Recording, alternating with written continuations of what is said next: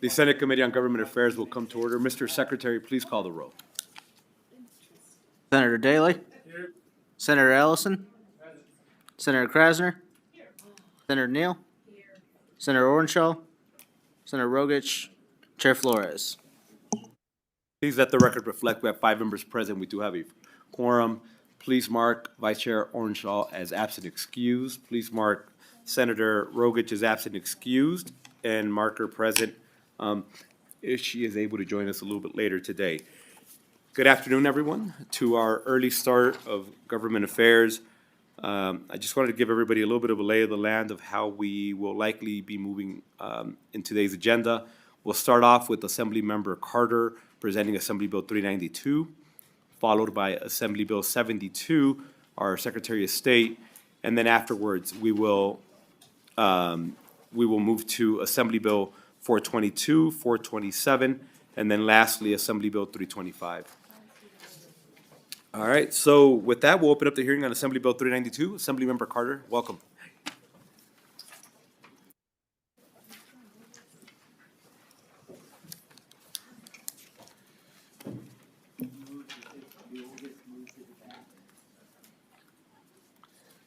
Good afternoon, Assembly Member, whenever you're ready. Good afternoon, Chair Flores and members of the Senate Government Affairs Committee. Today I'm here to present, I'm Max Carter, Assembly District 12, the east side of Las Vegas, incorporating all of the area that hopefully SJR 8 will help push towards a national monument.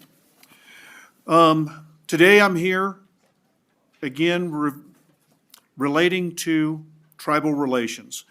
AB 392 is about setting up guidelines for interlocal agreements between municipal entities and tribal institutions, addressing concerns that have been brought about by both. And with me today to co-present is Adrian Martinez with the Walker River Paiute Tribe and Will Adler. Why was I going to say Will Roth? There's no Will Roth in this room. So, and with that, I'm going to take and let Ms. Martinez talk a bit about this from the tribal perspective. Good afternoon, welcome. Good afternoon, Chair Flores and members of the committee. My name is Andrea Martinez, for the record, ANDREA Martinez, and I am the former chairwoman and tribal citizen of the Walk River Paiute Tribe. I am here to express the need for AB 392. Throughout my tenure, I have witnessed the profound impact cooperative action between tribal governments and public agencies can have on our communities. These agreements are vital for ensuring the safety and well-being of our citizens, particularly in rural Nevada, where resources can be limited.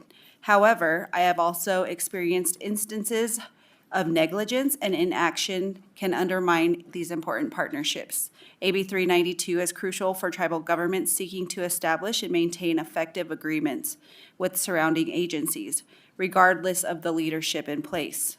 This bill would enhance the ability of tribal governments to collaborate with agencies, ensuring cooperation, protection for all citizens of Nevada remain a priority, no matter who holds the decision-making power. Moreover, as a former law enforcement officer, I have observed firsthand how these agreements are essential for our law enforcement agencies, both on and off the reservation. They help navigate complex jurisdictional issues and facilitate necessary assistance, ultimately fostering safer communities for everyone. I want to thank Max Carter for carrying AB 392 and urge the members to support this important legislation. Thank you. And thank you. This is Max Carter, Assembly District 12. These agreements are about primarily emergency services that, especially in these more rural tribal locations, it's critical that there's a relationship between them and the either county or municipal entity that covers the emergency services in those areas. And the main thing that this bill does is makes it to where neither side can take and exert authority over each other. It's a level playing field, meaning that there's been a perceived issue with entities asking tribal entities to surrender part of their sovereignty, which is near and dear and part and parcel of being a tribal member, is their sovereignty, and it's not fair to ask that it be surrendered. And the same thing, there's a misperception that's probably based in a little bit of reality that the tribes have had problems paying their bills. So there's an orderly process, a 90-day process, that if either side is not living up to the agreement, the agreement can be canceled in an orderly process. And I'll let Mr. Adler speak briefly. Hello, Will Adler for the record, representing Pyramid Lake Paiute Tribe and the Duck Valley Shoshone Paiute people. I just wanted to thank Assemblyman Carter for bringing this bill forward again, because again, this isn't creating a new need or restructuring a norm that we already have. We just want to actually document in AB 392 what is the structure in several tribal relations today. Pyramid Lake Paiute Tribe has several MOUs of understanding of operations with Washoe County to date. They actually are able to use them for detention of their inmates, to do some co-policing, and to do some health services. But it's misunderstood today whether or not other tribes can do this or not, or what the structure is, because usually it's the larger population tribes that have more education and structure and who are nearer to these urban centers that have these to date. We just wanted to document in this bill that this process is in place and that is very easy to go through, that governments of any kind may be approached by a tribal government and they can have good faith conversations with that county about whatever service they want to try and uptake, be it Meals on Wheels or, yes, something around, criminal services with EMS or local law enforcement. But there again is good conversations going on today. We just want to encapsulate this in the bill to make sure everyone knows kind of what is possible and, promote this behavior going forward. Because as Assemblyman Carter stated, a big issue to date is the surrendering of sovereignty or not having those sovereign rights. But this bill actually just states counties just have to at least talk to them at that level of sovereignty will be acknowledged and work it out from there. Thank you. Max Carter, Assembly District 12 for the record. And with that, Chairman Flores, we're open for questions. Thank you. With that, we'll go ahead and open up for questions. Members, any questions? Senator Ellison, please. How big a unit is your BIA up there? Reservation. Will Adler for the record. The Bureau of Indian Affairs sort of covers regions of the state. So single tribes do not have BIA issued directly. But for example, the BIA office of the Elko region, right? It actually covers probably the largest land mass of almost any BIA office, but it actually only has 2 dedicated officers to date. They did have a budget for 4 at one time, but today it's only staffed with 2. So in the rural region, I think it covers 12 tribal communities, and it goes as far as to McDermott, all the way across to Oahe. So the response time is kind of unmanageable at a BIA level because the distances are so vast, as you know. If you have a response over in McDermott, actually having another response in Elko is almost impossible. If you have an armed incident where you need 2 people to back each other up, it gets very dicey. So the more we can promote shared resources or using of county resources, the better. Because at one time, Elko County did have an MOU with the Sheriff's Office and Duck Valley, but these things just sort of, withered with time, not with any intent. But we want to just promote that they're possible to reintroduce and come to some agreement. Thank you. Follow. I think that they lost the 2 correctional officers they did have, so there's none in Elko. So they're working out of Washoe, I think, and that's impossible to cover that kind of land. So you're gonna do a MOU and try to get some help between the sheriff's department and the tribes. Is that what you're trying to do now? That is the goal. And there's a high interest, and I apologize that I didn't come talk to you first, Max Carter, for the record, Senator Ellison, because the chairman of the tribe up in your area was a co-presenter on the first presentation over in the assembly, and they are very interested because it is impacting the tribal community up there severely, not having that relationship that they enjoyed for so long. And so, yes, this is about trying to reestablish cooperation in your district and the whole state.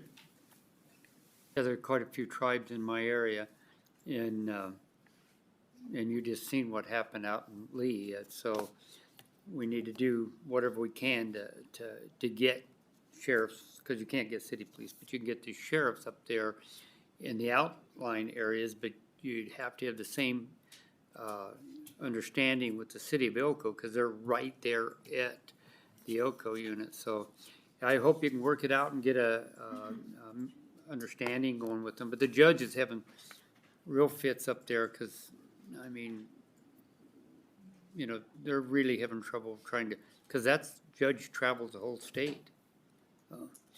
Well, thank you. I hope it'll work out. So, yeah.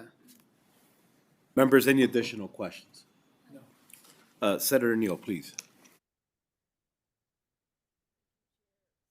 I just had a question on definition of good faith, which is in 3A. So if we're talking about entering into, these are contracts, this seems to have changed like the definition of what good faith is in actual contracts. Like I've never read a good faith definition like that for a contract. Yes, it has fair dealing in it, but it's an observance of reasonable standards of fair dealing, not necessarily the performance related to a contract that you may enter into. So what exactly is the observance of reasonable standards of fair dealing? That's not a contract law term. Will Adler for the record. I do believe in these conversations, we were trying to stimulate a first conversation and just a conversation when it comes to county governments working with tribal governments, because there is a fear that we would be mandating or demanding of anybody to get into a conversation that ends in a result. But literally, we do want the door to be open just to have a good faith conversation of what services could be possible, maybe what other tribal contracts or entities have gotten services in what ways. Because today and now, there's just a misperception of they don't want to service us, we're not part of this community. And truly just having a good faith discussion on the topic of X with a tribal government should be possible, but we didn't want to be mandating or having too much explanation to that. But we found that as a reference in Nevada's law statute to date, so we referenced it, I believe. Max Carter, 8012. Senator Neal, this came about putting that definition in there because there was some concerns in the assembly of just having the term good faith put in there, that there needed to be a definition. So we asked LCB, and LCB came up with that definition. It was because concerns of an undefined term floating out there. We didn't think it was necessary, but we addressed it, and LCB came up with that.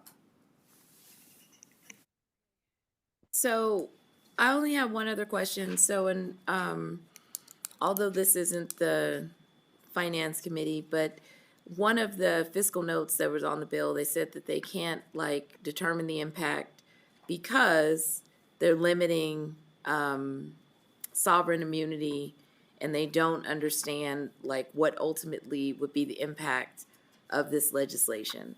So what has actually happened that really has triggered like you have a provision in here that if the tribal government doesn't pay within 60 days, what's triggering these provisions? Because in my mind, this is like tribal governments are seen, it's government to government, so state to another government, right? And now you're reducing the terms in which they would then deal with the county, and it's not equal. They're not on equal playing fields at all, actually. They would be on an equal playing field with Nevada to the tribal government, but not to the county, right? So in a Dillon's rule state, the counties are under the legislature, right?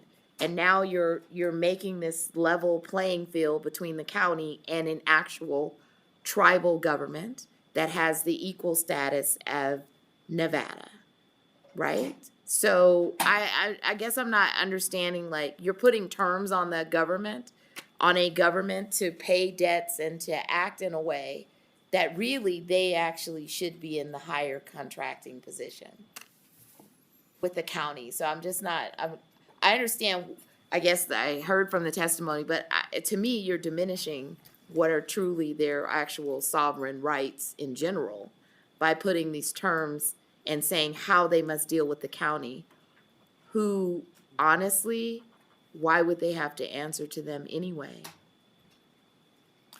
Senator Neal, Assembly Max Carter, for the record, we're dealing with real-life issues that have come up where it's not uncommon for a tribe to be asked to surrender part of their sovereignty in order to enter into an agreement.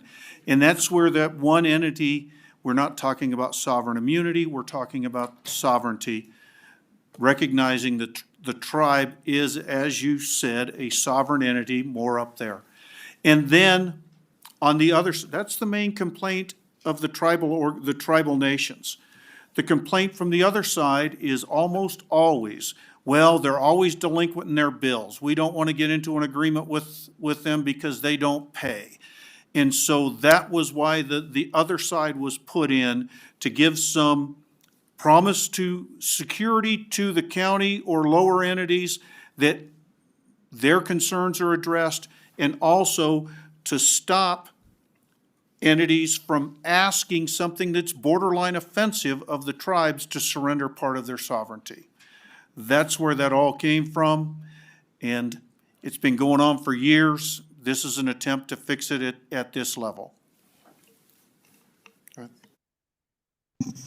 If I might add to that, Andrea Martinez, for the record, there has also been instances where the tribes have reached out to counties like the sheriff's office, and because of who is in those decision-making spaces, they don't want to engage with the tribes. So this would actually be very beneficial for the tribes to at least have that first good faith conversation with these agencies and counties regarding the safety of our communities. Members, any additional questions? Senator Ellison. Well, I know that they had a lot of problems with the BIA because they were brought in from other areas that didn't know the areas. So that created a problem. But what they got now, they just got to be able to give them, once they cross that line and go in there, they got to give them the authorization to make arrest or whatever. And then once they get arrested, they're going to be incarcerated, probably instead of the small jail they have up there, because there's nobody can watch them. They'd have to take them to Oco County Jail. Or vice versa, it'd be Winnemucca from McDermott or whatever. So the cost of the incarceration of them jails is probably what they're charging you for. Because they got people out in the streets already. So that's usually not the case. But they've had a lot of problems trying to get over the line to make the arrest, and most of the times they'd stop them and say, no, you can't come on. So that's what that understanding has got to be, that they can do that. And then, but like I said, I think they got I don't know how big a jail it is, and up there in Elko, it's tiny, but they still got to be watched. Somebody's got to be there to make sure that they don't hurt themselves or whatever, or heart attacks or whatever. So they got to move them to the Elko jail. So that's Winnemucca or Wells would be the same. Winnemucca is the same. All them places got to go to a county facility with their own security. So that you got your hands full. Good luck. Does it need it?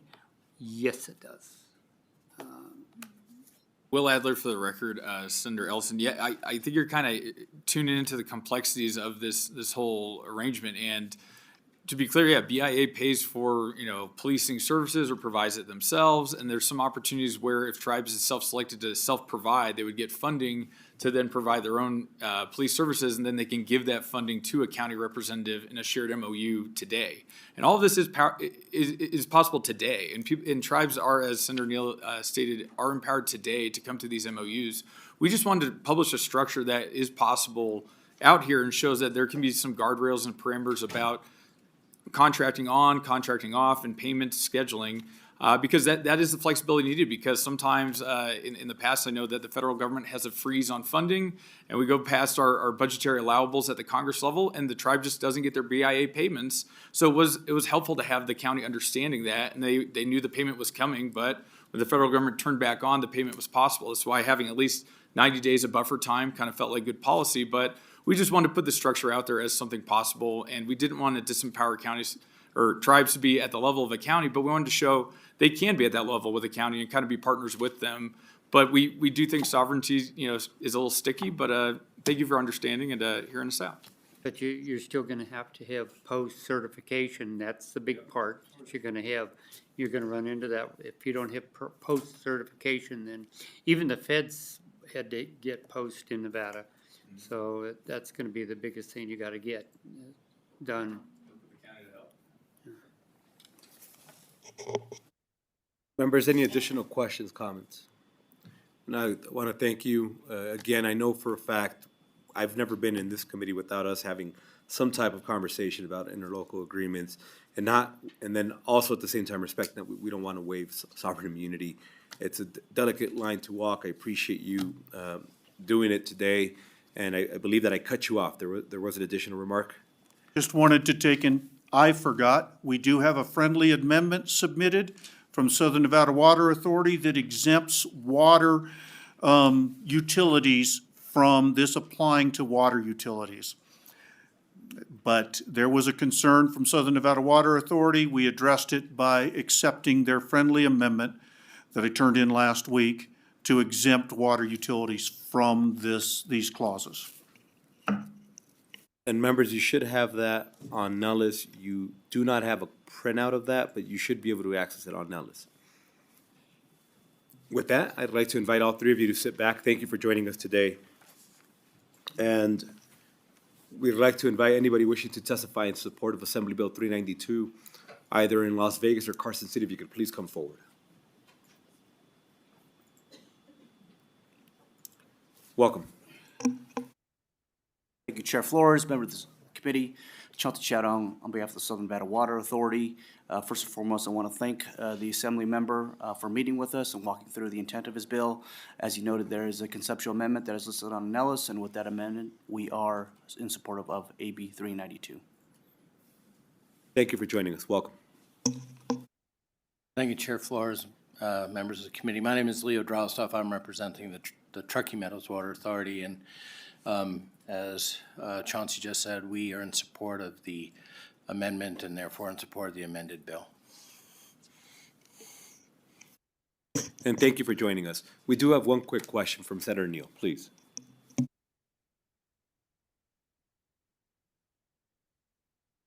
Can you just, because I'm looking for this, can you put a little bit more on the record? What are the implications of the amendment that you put on related to water? Thank you, Senator Neal. Chauncey Chatong on behalf of the Southern Nevada Water Authority. Senator Neal, it came to our attention when this bill was being discussed that there's a tribe that was possibly seeking water service from us in Southern Nevada, and the concern from our legal folks was if this bill was processed without the amendment, it would be difficult to get remittance from that tribe if that tribe had an outstanding balance because of the sovereign immunity component of it. And as a result, that was a concern from us that we spoke to the Assembly member about. And just for the record, how many tribes have been late on water bills? I don't have that answer. Chauncey Chatong for the record. I don't have that answer for you, Senator, but I can certainly get you that answer. Thank you. Appreciate it. Anybody else wishing to testify in support, if you could please come forward. Seeing none, we'll go to the phone lines. Do we have anybody wishing to testify over the phone in support of Assembly Bill 392? If you would like to testify in support of Assembly Bill 392, please press star 9 now.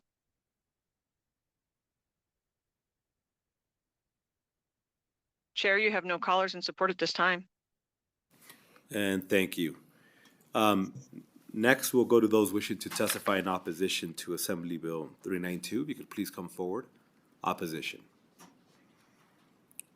Seeing no one coming forward in Carson City and in Las Vegas, I cannot see you. If you're in Las Vegas, please turn on your microphone. Seeing none, we'll go to the phone lines. Opposition testimony on Assembly Bill 392. If you would like to testify in opposition of AB 392, please press star 9 now.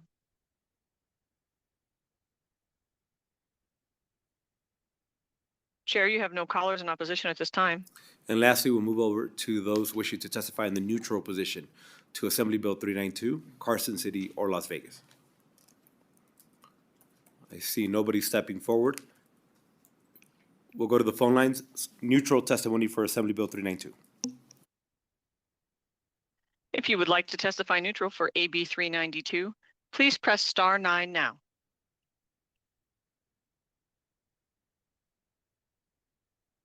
Chair, you have no callers neutral at this time. Perfect, thank you. Assemblymember Carter, any closing remarks? None? Thank you again for the presentation. Thank you all for joining us. We'll go ahead and close out the hearing on Assembly Bill 392. Next, we will be opening the hearing on Assembly Bill 72.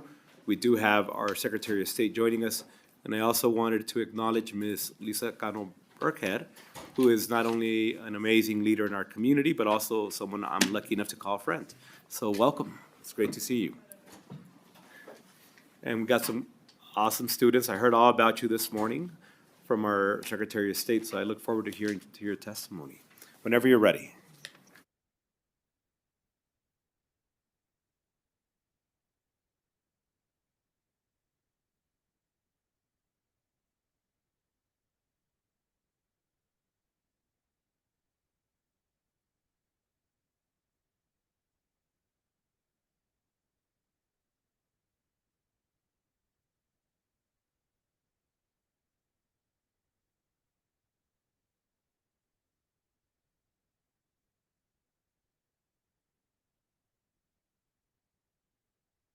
Good afternoon, Chair Flores and members of the committee. For the record, I'm Secretary of State Cisco Aguilar.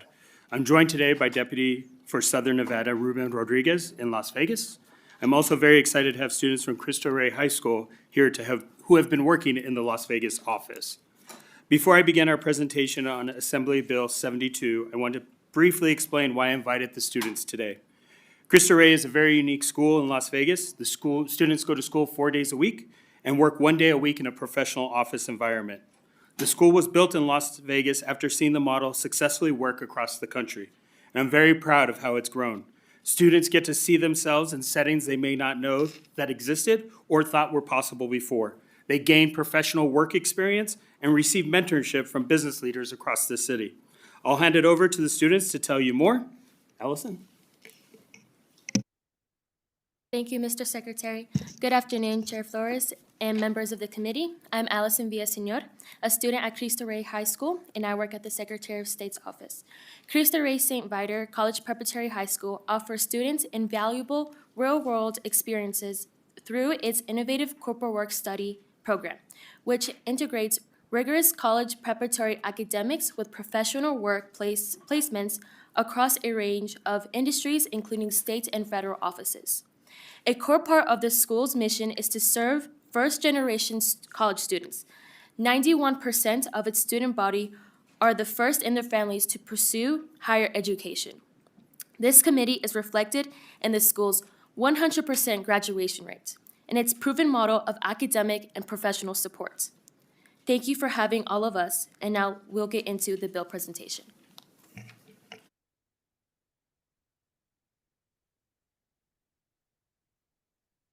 Thank you, Allison. Now to Assembly Bill 72, our effort to modernize the notary and document preparation programs that Nevadans rely on every day, whether they need to help filing taxes or getting a marriage license certified by a notary. One of my office's top priorities is modernization.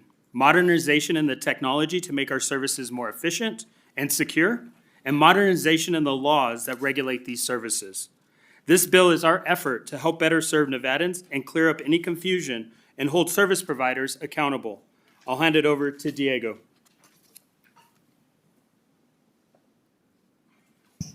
Thank you, Mr. Secretary. Good afternoon, Chair Flores and members of the committee. I am Diego Del Angel, and I'm a student at Cristo Rey High School, and I work at the Secretary of State's office. Today I will walk you through how AB 72 will strengthen notary and document preparation programs. First, I will give a quick overview of each program. The Notary Division operates under Nevada Revised Statutes, Chapters 240 and NAC 240, which outlines the responsibilities and regulations for notarial acts within the state. The SOS office commissions and regulates nearly 37,000 notaries statewide, enforces compliance, and provides training. Recent updates to the law have expanded the e-notary authority and tightened compliance requirements. The SOS office also issues apostils and certifications, within over 25,000 issued last year. Document preparation services was established in 2014 under NRS 240A and NAC 240A to protect consumers by registering and regulating document preparers. Document preparers assist with contracts, wills, tax fillings, and other forms without providing legal advice. Since 2019, the SOS office has refined bond tier requirements, exempted enrolled agents, and clarified obligations for annual filling season holders. This has helped active registration grow by 39% since fiscal year 2021. In 2019, legislators reduced the bonding requirement for a single person from $50,000 to $25,000. They also made tiers for business entities based on the number of employees covered by the bond.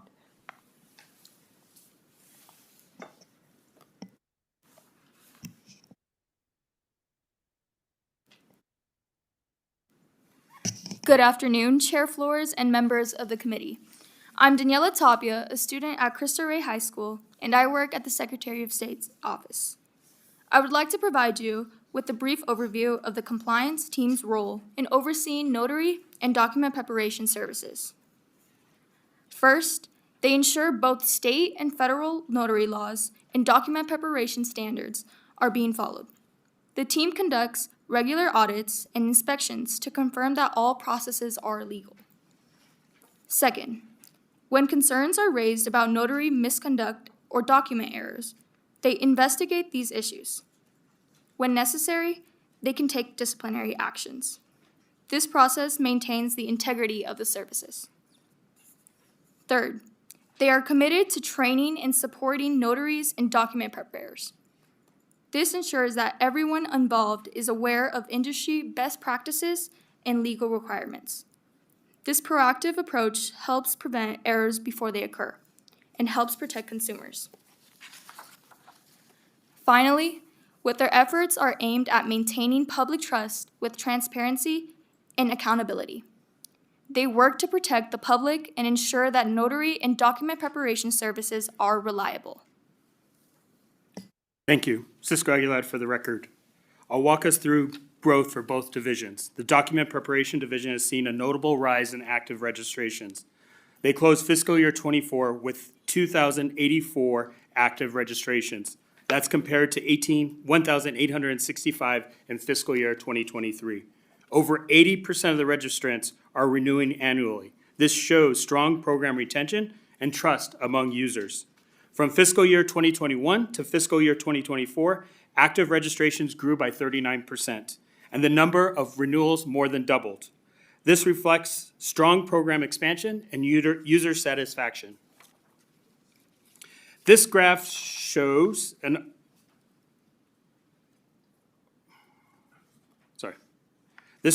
upward trend in the demand for notary services over 5 years.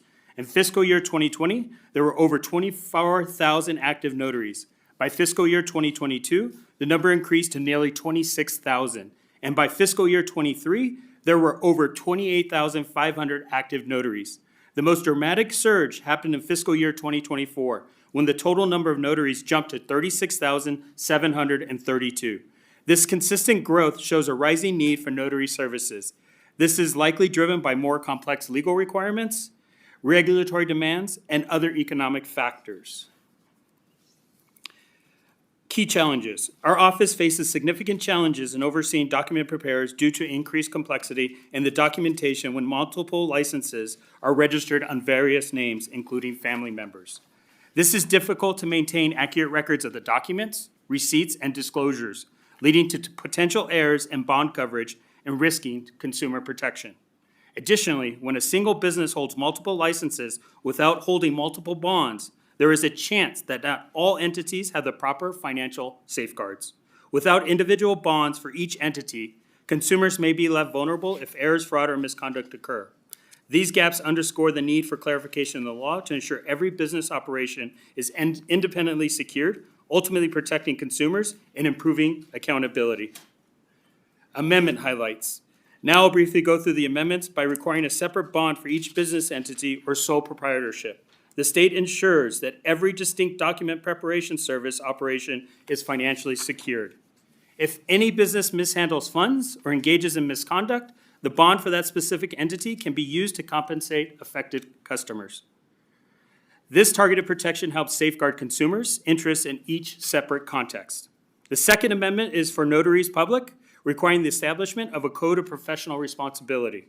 The amendment is a significant step towards modernizing and standardizing notarial practices in Nevada. This code enhances ethical conduct, improves strong consumer protection while safeguarding notarial practices.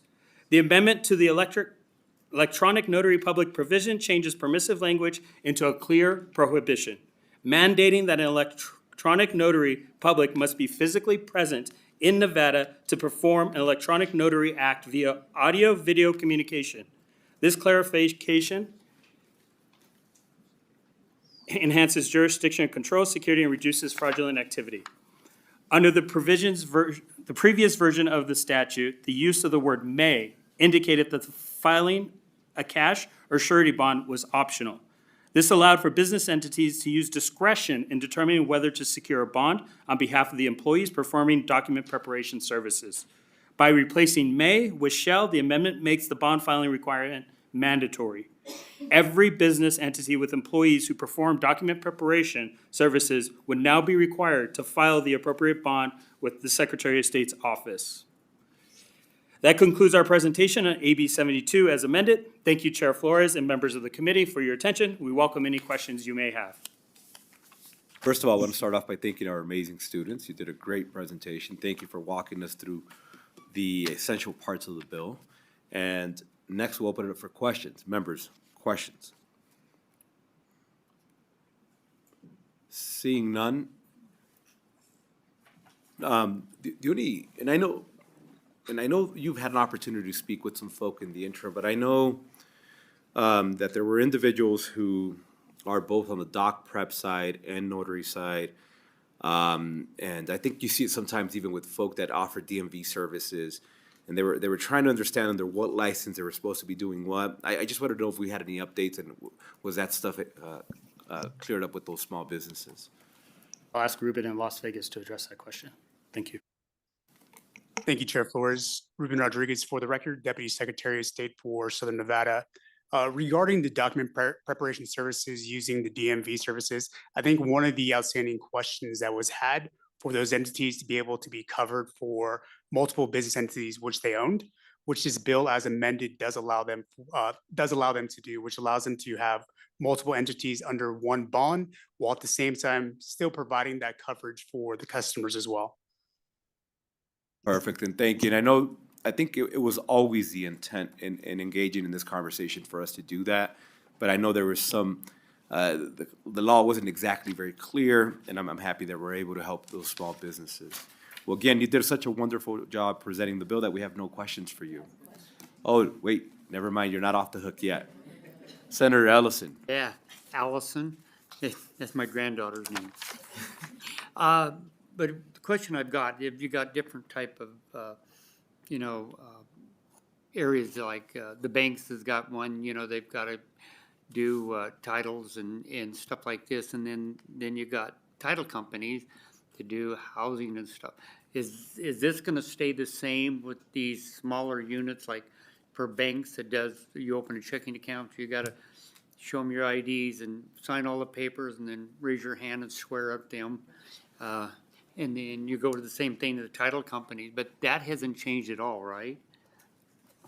Mr. Chair, Cisco Aguilar, Secretary of State, to Senator Ellison, that is correct. This is a uniform application to all individuals who hold a notarial license. Thank you. Members, any additional questions, comments? Senator Krasner, please. Thank you, Chair. Thank you for your presentation.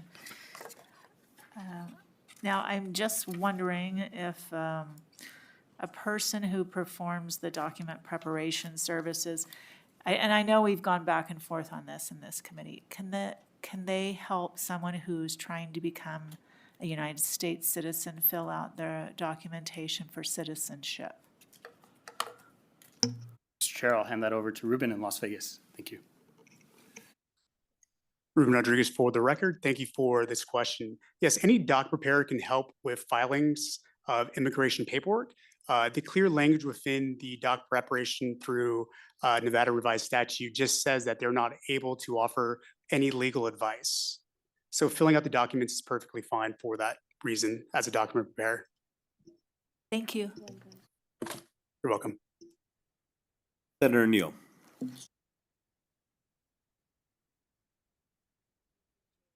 I just had a quick question on section 5.5.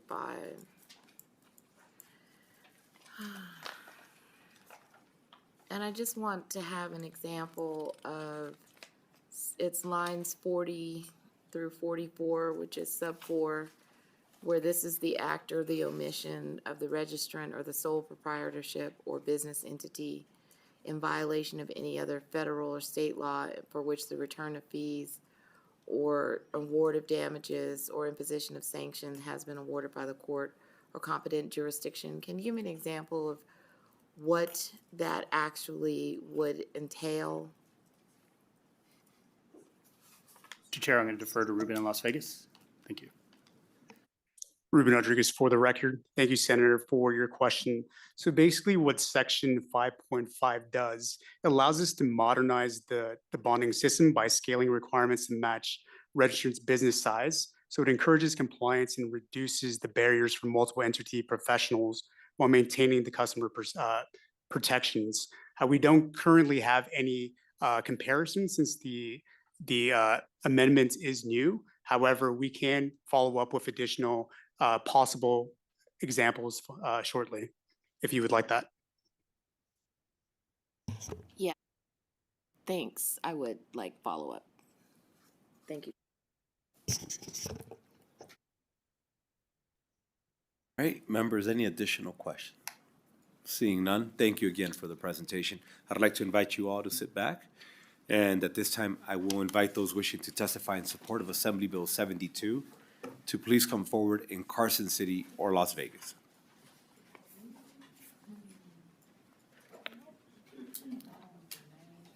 Welcome.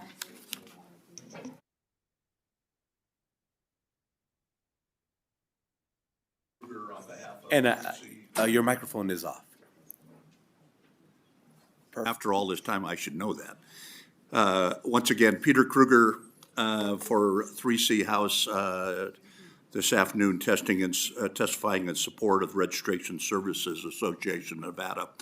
As I recall, Senator and Mr. Chair, this was your bill initially in 2014, and it's come a long way. We're very supportive and want to thank Secretary Aguilar for this additional amendment, especially where it comes to tiering the bonding system.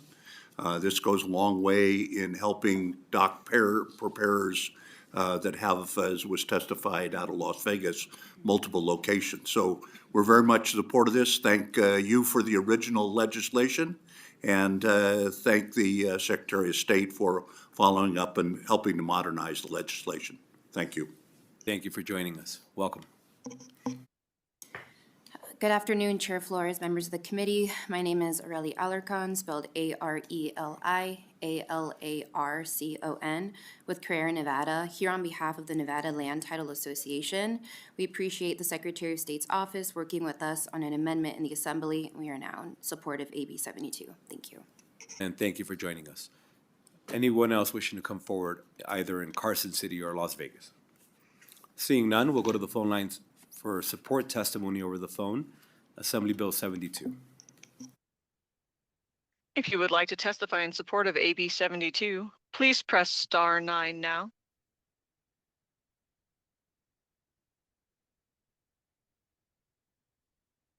Chair, you have no callers in support at this time. Thank you. We'll jump over to testimony in opposition to Assembly Bill 72, Carson City or Las Vegas. Seeing none, we'll go back to the phone lines. Any testimony in opposition to Assembly Bill 72? If you would like to testify in opposition of AB 72, please press star 9 now.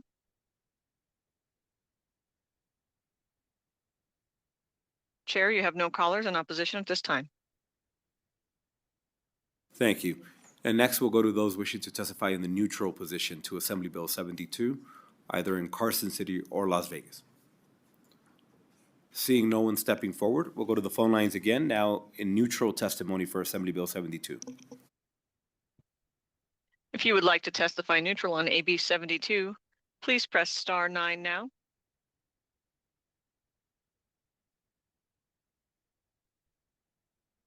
Chair, you have no callers neutral at this time. Thank you.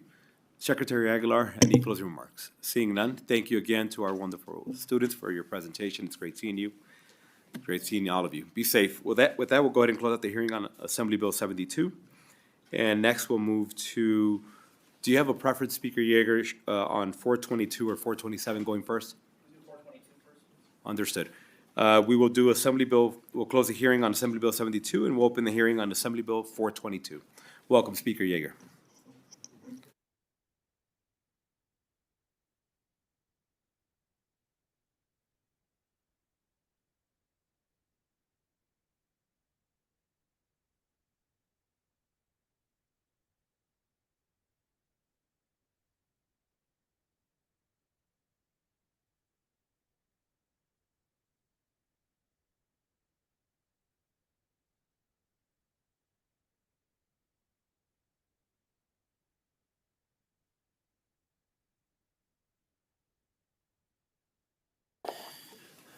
Good afternoon, Chair Flores and members of the Senate Government Affairs Committee.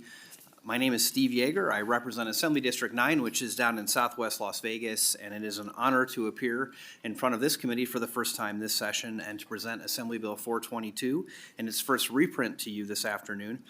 With me at the table to my right is Colonel Russ Smith, who has a long history with the Civil Air Patrol, and will be telling you a little bit more about his work and the Civil Air Patrol after my remarks. Chair, I did submit a fact sheet for the Civil Air Patrol, which hopefully is up on Nellis, and I brought some paper copies as well.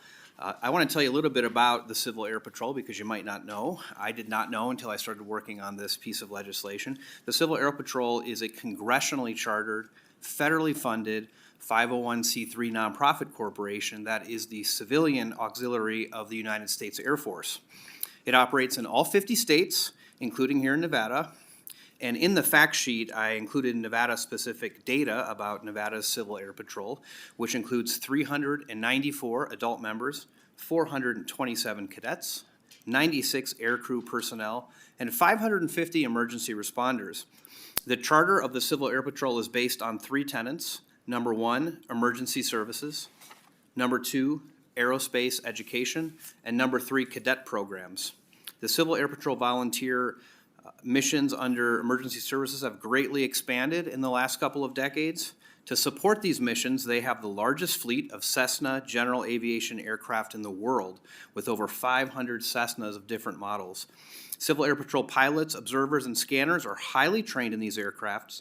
Additionally, ground support from members ensure effective mission success. One thing you might not know, Chair, I did not know, after the Twin Towers were taken down in New York City, the first aircraft to fly over the devastation was a Civil Air Patrol plane and crew. Their photography and firsthand reporting were critical to the rescue efforts that happened over the days following that event. In addition to the search and rescue missions that most of the public knows about, Civil Air Patrol provides the following support. Green Flag Las Vegas is based out of the North Las Vegas Airport. This ongoing mission provides training for the active duty military ground personnel that will be employing drones and guiding aircraft into target areas. Special event interceptor training, Civil Air Patrol crews are employed as slow-moving targets over special events to train the fighters on intercept procedures. For instance, working with the Air Force for the Super Bowl each year, and obviously that includes the one that happened in Las Vegas, to be prepared should something happen. United States Air Force non-rating officer pilot qualifying. The Air Force uses Civil Air Patrol instructor pilots and aircraft to provide initial evaluations for current United States Air Force officers that are applying for flying positions. The candidates follow the Air Force prepared syllabus of flight training evaluation. If approved by the Civil Air Patrol instructors, they are given the opportunity to progress with their applications. And then FEMA support. Civil Air Patrol crews provide disaster relief and damage photography for environmental events. In terms of aerospace education, Civil Air Patrol hosts open houses at our local airports for the school system. Students receive ground instruction and then get to go in and sit in the aircraft to familiarize themselves with the aircraft. The cadet programs enable the cadets to progress through glider pilot and fixed-wing training. They also learn ground team, search, drone, and rocket procedures, all the while learning leadership qualities. There are several cadets from the Douglas Squadron that have or will be attending our military academies. And Chair, all of these tasks are accomplished by volunteers, which brings us to the bill. This bill seeks to ensure that Civil Air Patrol volunteers don't have to perform their volunteer services while also being worried about repercussions at their regular jobs. With your permission, Chair, I'll take you through the two sections of the bill. It's relatively straightforward. Section 1 of the bill ensures that the volunteer can take a leave of absence for up to 10 days of training and 30 days of emergency mission work without losing their position, seniority, or accrued leave or benefits. The Civil Air Patrol volunteer has to provide adequate documentation, and the employer can treat the absence as unpaid leave if they wish. It also provides for a civil action if the employer violates these provisions.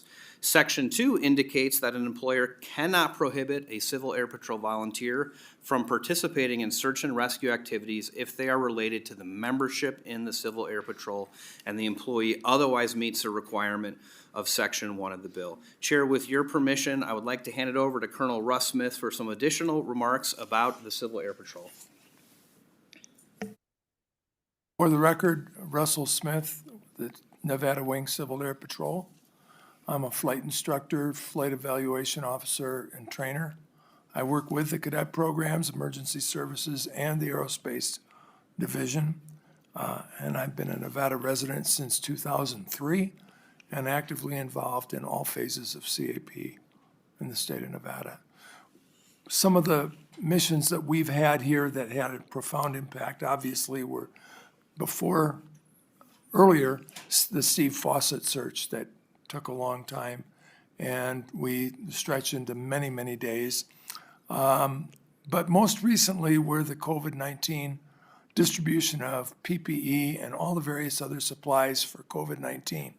And because of the rural area that we have, it was very advantageous for us to be able to load things into our aircraft, take them out to Elko, Winnemucca, Ely, and have them distributed by our ground teams to the various Native American installations, to rural communities, and help out getting that PPE out to the people that needed it. That was a big mission for us and lasted for almost a year by the time we got done. And I don't have to remind you about all the issues trying to deal with the logistics on that and shortages and moving things from point A to point B. But that was probably a very significant impact. We have 111,000 square miles of rural Nevada, and we can provide some assistance with that through our program. So that was probably the biggest thing recently. We've gone on many search missions. Earlier this year, we had a mission that a pilot went missing. No word, nothing, not able to track. And it was an unfortunate incident. He turned out he was deceased. But it was out in Monitor Valley, which has no cell phones. It's supposedly the darkest valley and one of the darkest valleys in the United States. We were able to provide coverage, but to get coverage, we need to get our pilots need to, okay, can you take off work and help us? And especially early on so that we can get them. So this bill helps us assure our members that they can participate without risk. Chair Steve Yeager, for the record. With that, we are available to answer any questions you might have on Assembly Bill 422 in its first reprint. And thank you both for the presentation. Members, any questions? Senator Ellison, please. Thank you, Mr. Chair. I just awarded award for the cadet program just recently in Elko, and it's wonderful to see how bright and smart these kids are, and some going to West Point, and my God. But I was a CAP member years ago and a pilot, and I used to not use the Civil Air Patrol planes, but I had my own 182 at the time. So it's a great program. I couldn't, when you have a plane go down, you can't wait, 3 or 4 days before you're in the air. You get out that day if you can, or that night. And I've been on searches, and matter of fact, I was doing touch and goes one day in our twin, in ELT went off, and so 2 of us were coming in at the same time, one from Idaho and me from Elko, and he beat me to the wreck, but there was a Beach Baron that went in. He was unlicensed, had 4 people in the airplane, and never had training in a twin, and it was a disaster. But I'd been on several of them, just as a private pilot also. So, and I was flying the same airplane that we found, but Beach Baron. So, but I tell you, if it wasn't for CAP, a lot of these planes would never, ever be found. We've seen crashes that they flew over 20 times and couldn't see them because they hit, Cold Springs and went down under the water. And so Civil Air Patrol does a great job. Wonderful. So thank you so much. Russ Smith for that. Thank you very much, Senator. Appreciate that. And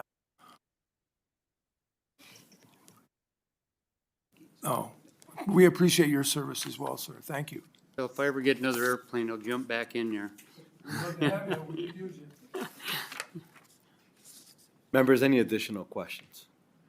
Seeing none, thank you again both for the presentation. We'll invite you to sit back. And at this time, we'd like to invite those wishing to testify in support of Assembly Bill 422, either in Carson City or Las Vegas, to please come forward. Seeing none, we'll go to the phone lines. Support testimony for Assembly Bill 422. If you would like to testify in support of AB 422, please press star 9 now. Chair, you have no callers in support at this time. Thank you. Next, we'll go to those wishing to testify in opposition to Assembly Bill 422. If you could please come forward in Carson City or Las Vegas. Seeing none, we'll go to the phone lines. Opposition testimony for Assembly Bill 422. If you would like to testify in opposition of AB 422, please press star 9 now to take your place in the queue.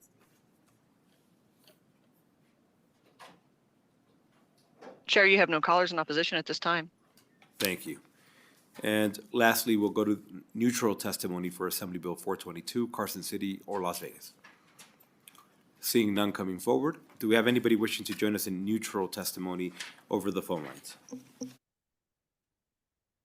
If you would like to testify neutral on AB 422, please press star 9. Chair, you have no callers neutral at this time. Thank you. Any closing remarks? Seeing none, thank you. We'll go ahead and close out the hearing on Assembly Bill 422. And next, we'll open up the hearing on Assembly Bill 427.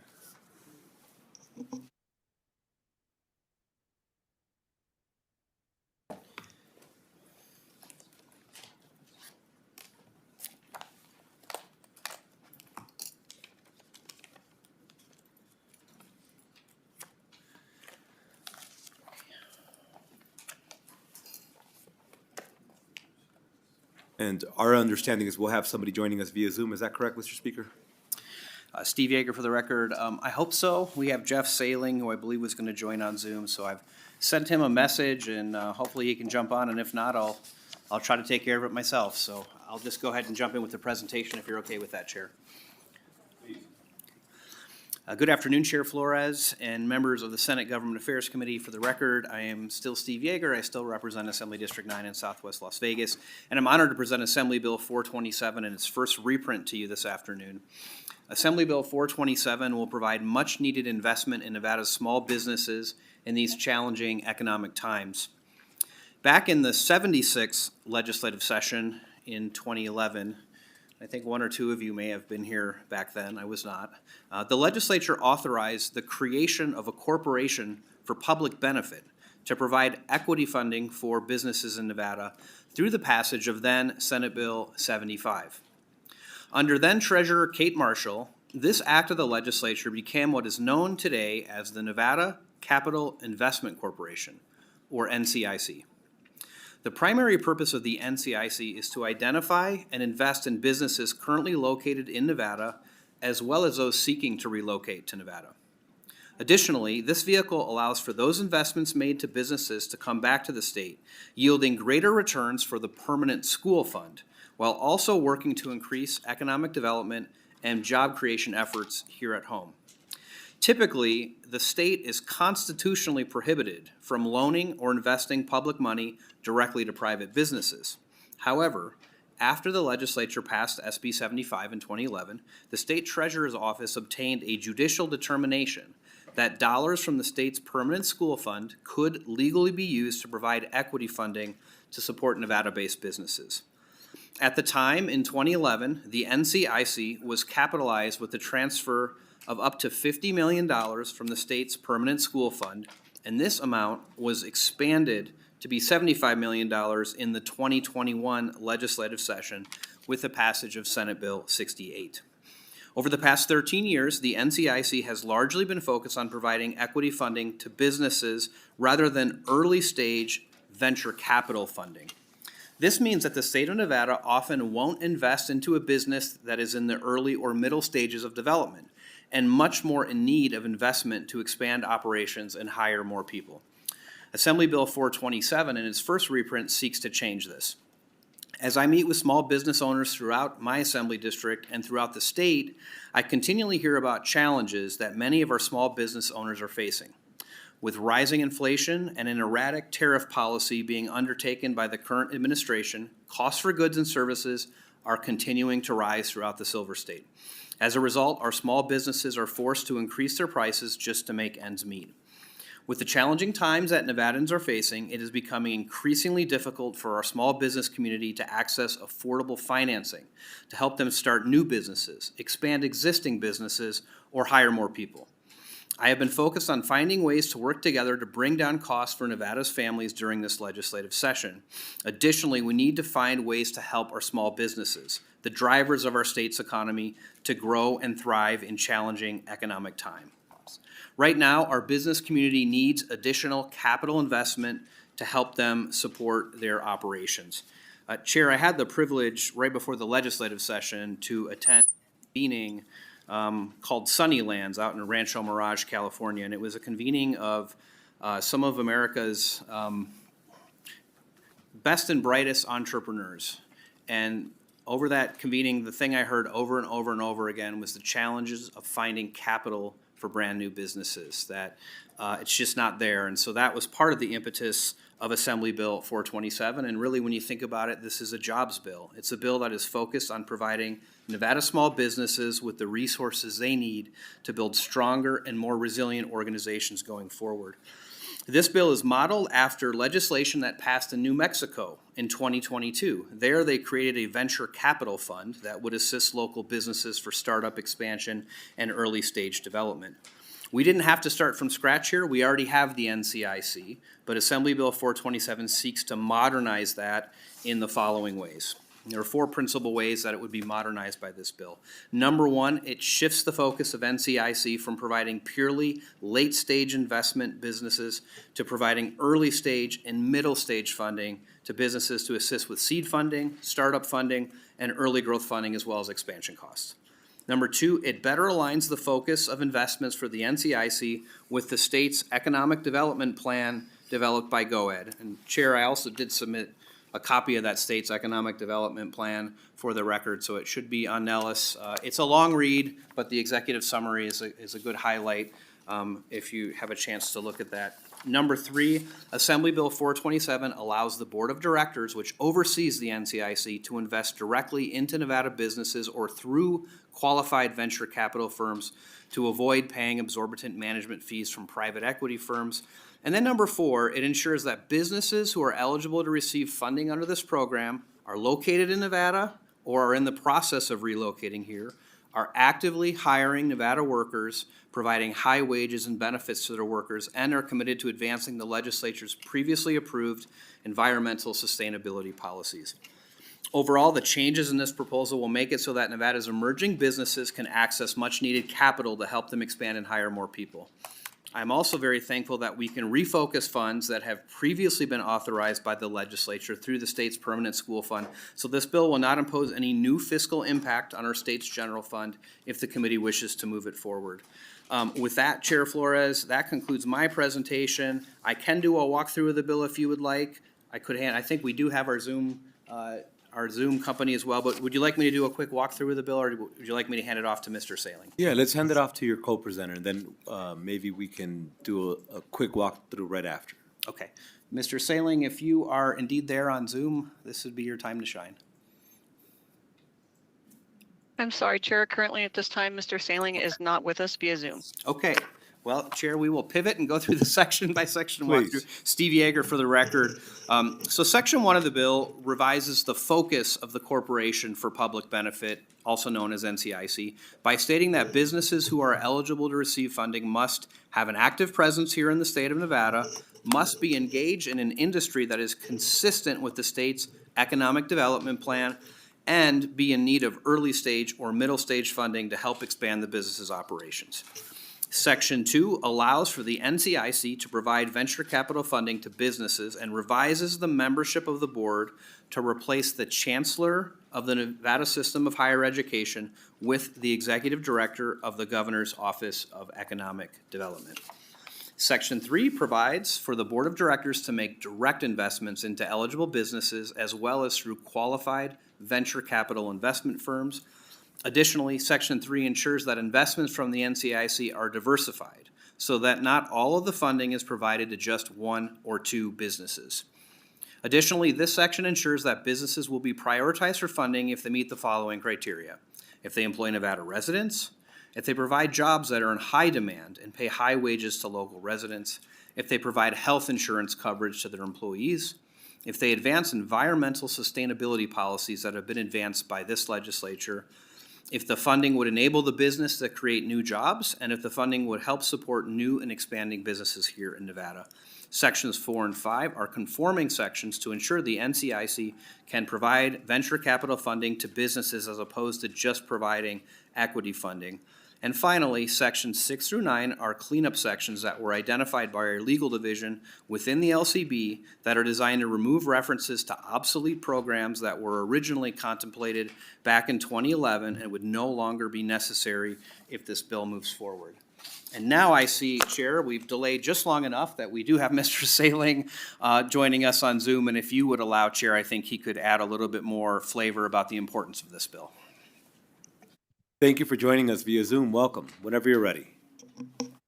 Thank you, and thank you, Chair and committee members, for considering this bill today. My name is Jeff Sailing, and that's spelled S-A-L-I-N-G. And this bill is really important for the state of Nevada to get more engaged in the art and science of startup investing. It will support all of our startup communities that have been sort of bubbling along for the last couple of years. And not only is it going to be good for our startups and our economy in general, but it's also going to be a good investment because the returns from this asset class of startup investing have been as good or better than any other asset class out there. So I think you've got a chance to win on two sides, not only by growing our own startup ecosystem, by helping companies that are in Nevada get investment, using it as an attraction to bring companies in who might not otherwise consider coming to Nevada. And then at the same time, you know, when you organize this in a good, smart way, you're going to get great returns on your investments as well. So I think we win on all of those fronts. And thank you for joining us. Speaker Yeager, I don't know if we are ready for questions now. Steve Yeager for the record. Thank you, Chair. We are ready for questions, and hopefully between Mr. Sailing and myself, we can answer all of them. But before you start asking questions, I just want to thank you for hearing this bill and for allowing us to present it this afternoon. And thank you both for joining us today. With that, we'll open it up with questions. We'll start off with Senator Ellison, and then we'll move to Senator Neal. And Senator Ellison, I believe your microphone is off. It was on. So if a small business comes in or big business, I don't know, what is the largest capital they could borrow? Steve Yeager for the record. It's a little bit of a hard question to answer because the NCIC itself has $75 million at its disposal. But those investments get made and the money is out while the investment is out. So, you know, and then in addition, there is a mandate in here that they don't invest in just one or two businesses because like any other investment, you want to diversify your portfolio just in case something doesn't pan out. So, I mean, I guess in theory, it could be a multi-million-dollar investment, but it would be up to the board. And I should have noted if I didn't, there is a board of directors that runs this. And so they do their due diligence. There's an application process where a business fills out an application, sends it in, and they will do their due diligence about whether to invest and then at what sort of amounts to invest in. So I could get you some historical data about what they've done previously, but they've never been able to invest in these sort of businesses before because the statute doesn't allow it. And this is what this bill would allow it. So hard to answer that question, but it wouldn't be the entire fund. Well, I wouldn't think so, but it'd be good to, if they needed the working capital to get them started and they've already got an investment into what they're gonna do. It seemed like to me if they anywhere from $50,000 to $100,000 would put them in totally, you know, in the worksheet. So something like this, I didn't know, but it give you an idea of what kind of business you're trying to attract, you know, other than giant companies, but small people that the mom and pops that get up and get moving and put tax money back into the base. Certainly. Steve Yeager for the record. And Chair, if you would allow, I think Mr. Sailing could probably talk about the state's efforts in general to attract these sort of businesses, and that might help answer Senator Ellison's questions about what type of businesses we're talking about and what the amount of those capital investments would typically be. Thank you, Speaker Yeager, and Jeff Sailing for the record. It really is going to come down to the thesis that the group of managers or the board puts out for the fund. Typically, you see smaller investments in earlier businesses, much like you were talking about a $50,000 investment might be appropriate for a brand new business or a business that was just getting started. As the businesses mature, they're going to see larger and larger amounts of capital. So having a part of the portfolio that's investing, you know, in a 7 or maybe possibly, although I doubt it, an 8-figure type of investment wouldn't be unusual for a fund of the size that we're considering here. But the important thing is the board will make a decision about what their thesis is. What percentage of the portfolio is going to be invested in pre-seed companies? And those might be the ones that are getting investments of between $50,000 and say $250,000. And then, you know, you graduate to the seed stage. And those investments will typically be from $250,000 to maybe a couple of $1 million. But those businesses are going to be more mature. They're probably going to have $500,000 in revenue or more. They're going to have proven their market worthiness to some degree, a much greater degree than the pre-seed companies. And then when you get into the Series A companies, which follow the seed companies, then those investments are typically $5 million and up, $5 million to say $10 million. And these are the kinds of early stage capital that the fund to this date have not been allowed to invest in. And some of those investments are the best ones if you can pick them correctly. And then, the other thing to consider in how all of this works is most venture capital operates on something that we call the power law, which says out of a group of any 20 or so companies that you invest in, one of them will return a lot of money, say $50 back for every dollar that you get in or that you invest. And a bunch of them will return less than that. They'll maybe return 2 or 3 or 4 times the money that you invest in. And then some of them will go out of business. And it's in the aggregate that you're trying to get the return that your thesis is projecting. Usually it's sort of a minimum return of 3 times your money. For every dollar you invest, you get at least $3 in the aggregate. Our fund, the fund that I manage, typically tries for at least 5 times the amount of money that we invest. We'd like to get back, again, in aggregate. Each of the individual companies may return more or less than that, but the idea is to come up with a thesis that says, we're going to invest in technology-based startups. We're going to invest in consumer packaged goods kinds of startups. We're going to invest in AI startups or energy startups or healthcare startups. The group will develop its own thesis about what they want to invest in, what kinds of companies there are, what percentage of the companies they want to invest in that are, I'll call them homegrown companies, versus which kind of companies they want to try to attract into our ecosystem. And all of that gets made up in the thesis that the group puts out. And then they invest against that thesis, making a little adjustments and whatnot along the way based on their experience. I hope that puts the color that you were looking for, Speaker Yeager, into the forum. And thank you, Senator Ellison. Next, we'll go to Senator Neal, and then we'll go over to Senator Krasner.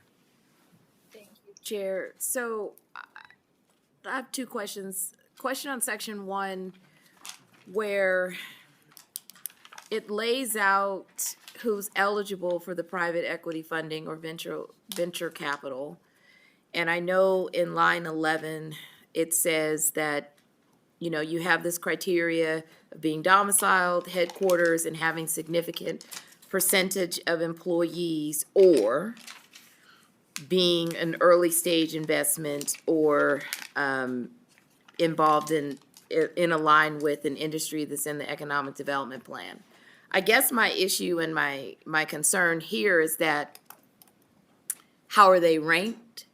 How is that applied? Because it's not equal footing, right? So if your goal as speaker is to give entrepreneurs and early stage businesses seeking seed capital a chance using a state mechanism, how do they get equal footing when the criteria, right, that might overwhelm them in the review are the ones that align, the businesses that align with the economic development plan, and the ones that have a high significance of employees in the state? And here's why I'm asking this, right?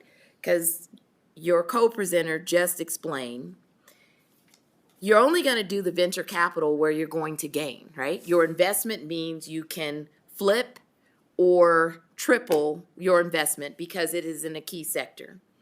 In private equity, you're also looking for a stake somewhat in the company, or to revamp it, or to get some of the equity, right? So how does a small stage company seek the benefit and try to override and say, I'm actually a good investment too, and I'm not actually in GOED's plan, but I'm good, right? Because of course I'm thinking about the other small businesses that we have that you want to help, that are here, that never even get a chance to even get into the ecosystem. Steve Yeager, for the record. Excellent questions. And I think, that business would have a chance here because, as you mentioned, there's an or here, right? And so part of this language, I think, was trying to recognize that we want to help businesses that need the help, but we're also, as you said, trying to make a return on our investment, because these are state dollars, so we can't, we've got to be very thoughtful in that. So I wanted to have enough language where I think the board of directors of the NCIC can really flush that out in their criteria. I do think there's an opportunity for both. I really do. I mean, you want to make sure if they're going to be higher risk that you're not putting as much of your money there as you well know in the investment sector. But, when you look at that section 1, subsection 1, it's, do you have a presence in the state as indicated by those 3 factors, or do one of those other factors apply? But I will say this, I want to give guidance, but not be too prescriptive in the language, because I'm not the one who's going to be doing the investment and making the choices, right? That's going to go to the NCIC Board of Directors. But if you have suggestions or language you'd like to see differently in this bill, I'm happy to do that as well. Trying to find the right balance. I understand, Speaker. I just, and I get the message that, yes, it is taxpayer dollars, but at the same flip of the theory, it's the taxpayer that paid into the taxpayer dollars that they would like to see invested in their businesses, right? So you can turn that argument around. My second question was on section 3, which is, and so there's 2 parts to section 3. Section 3 describes the type of managers, right, in which should engage with the treasurer. But then it has the second part, which I'm not sure if this was intentional, on page 6, where in lines pretty much 5 through 17, I won't even say 17, because skipping the emerging businesses provision, but we're literally repeating GOED's requirements, right? I don't know of a startup that can provide health insurance. I haven't met one, and if they are providing health insurance, and if they are at the stage where now they can do high-wage jobs versus what they're projecting, right? Because you're gonna come in, you're gonna pitch, right? So you're gonna do your pitch deck to the venture capitalists, and you're gonna say, I'm in this industry, and I can lay out what my projections are. But their projections, they won't be able to prove that a high-wage job exists because they're a startup. What they're going to say is that I'm projecting that if I get this off the ground, if I get this capital, that I can pay someone, $40 an hour to do this work. But it's gonna be them. It's going to literally, depending on whether or not, and the type of corporation that they are. But most folks are starting an LLC because they don't have enough friends to create a board to become a C Corp, right? Or an S Corp. So they don't have a board. And most of the venture capitalists are looking for the board. But they're so early stage, they're like, if I find my 6 friends who make up my board.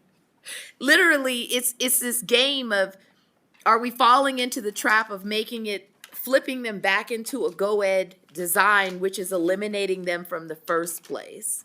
And should we be thinking about truly what is the form of our seed capital businesses and what they really look like for this investment structure? Because I want it to work, and I want your vision to work, but I don't want them eliminated because they're like, well, this criteria of providing health insurance, they're not even going to be at that stage.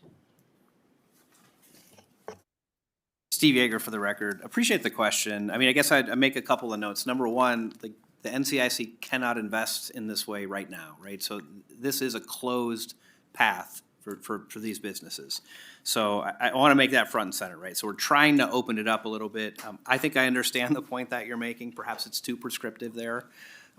So that's something I can work on in terms of that language. I mean, I want the NCIC to have the flexibility, but I want this to work, right? I mean, if we're just going to extend the current program that we have, there's no reason for the bill. We could just put this bill in the shredder, right? It's not going to do any good. So, I'll take that back and think about how we might want to structure that differently, because that really is my intent, is to make sure that we're helping new businesses, really. I'm not gonna say small businesses, really new businesses who are having a hard time finding capital. And that was the concern that caused me to bring this bill. But I certainly understand your point about health insurance coverage and where they're gonna be at in the application process. So I'll try to work on that language and come back with something that makes a little bit more sense.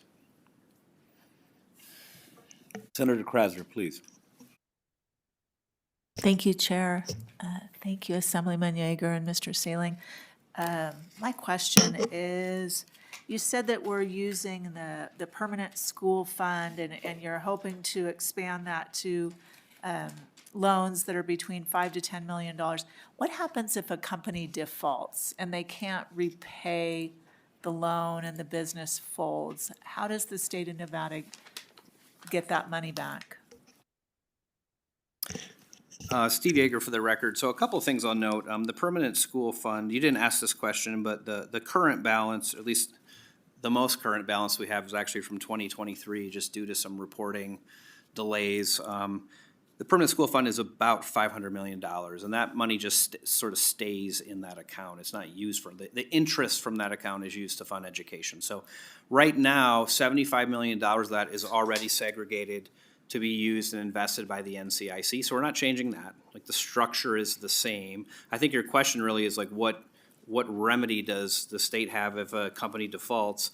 Truthfully, they're not gonna have any remedy if the company defaults. And I think, as Mr. Saling said, you know, if you're making these kind of investments, you are going to have companies that are not going to make it. Not every company makes it. I mean, you think about the restaurants that open in your district. I mean, not all of them make it. We're not talking about investing in restaurants here, but the idea would be you diversify that portfolio enough where, when Mr. Saling said, even if one company doesn't make it or two companies don't make it, if on the whole your return is $3 or $5 on the dollar, the state the permanent education fund is still going to come out ahead, right? They're still going to have a return on their investment. But I do not believe there would be a remedy for the state. I mean, if a company goes bankrupt, they go bankrupt, right? But you're going to try to diversify that investment so that risk is limited. But I can tell you, sitting here, like, not every company that might be invested in through this mechanism is going to make it. You're not going to bat 10 for 10 in this sort of industry. But, you know, if you have that diversification, the state would be protected in that way. So the idea is bring in more money than we're bringing in now. Right now, they can invest in really what are safer investments, right? Very low returns. So this is, in some sense, trying to find that unicorn, right? Trying to invest in the next Amazon or Google or Facebook, because right now you wouldn't be able to do that under the way that the bill is structured. So I know that's a long-winded answer, but there is some risk to the state for sure. But with the board of directors and the due diligence they do, that risk can really be minimized, despite the fact that individual companies that are invested in will not make it. That is a certainty.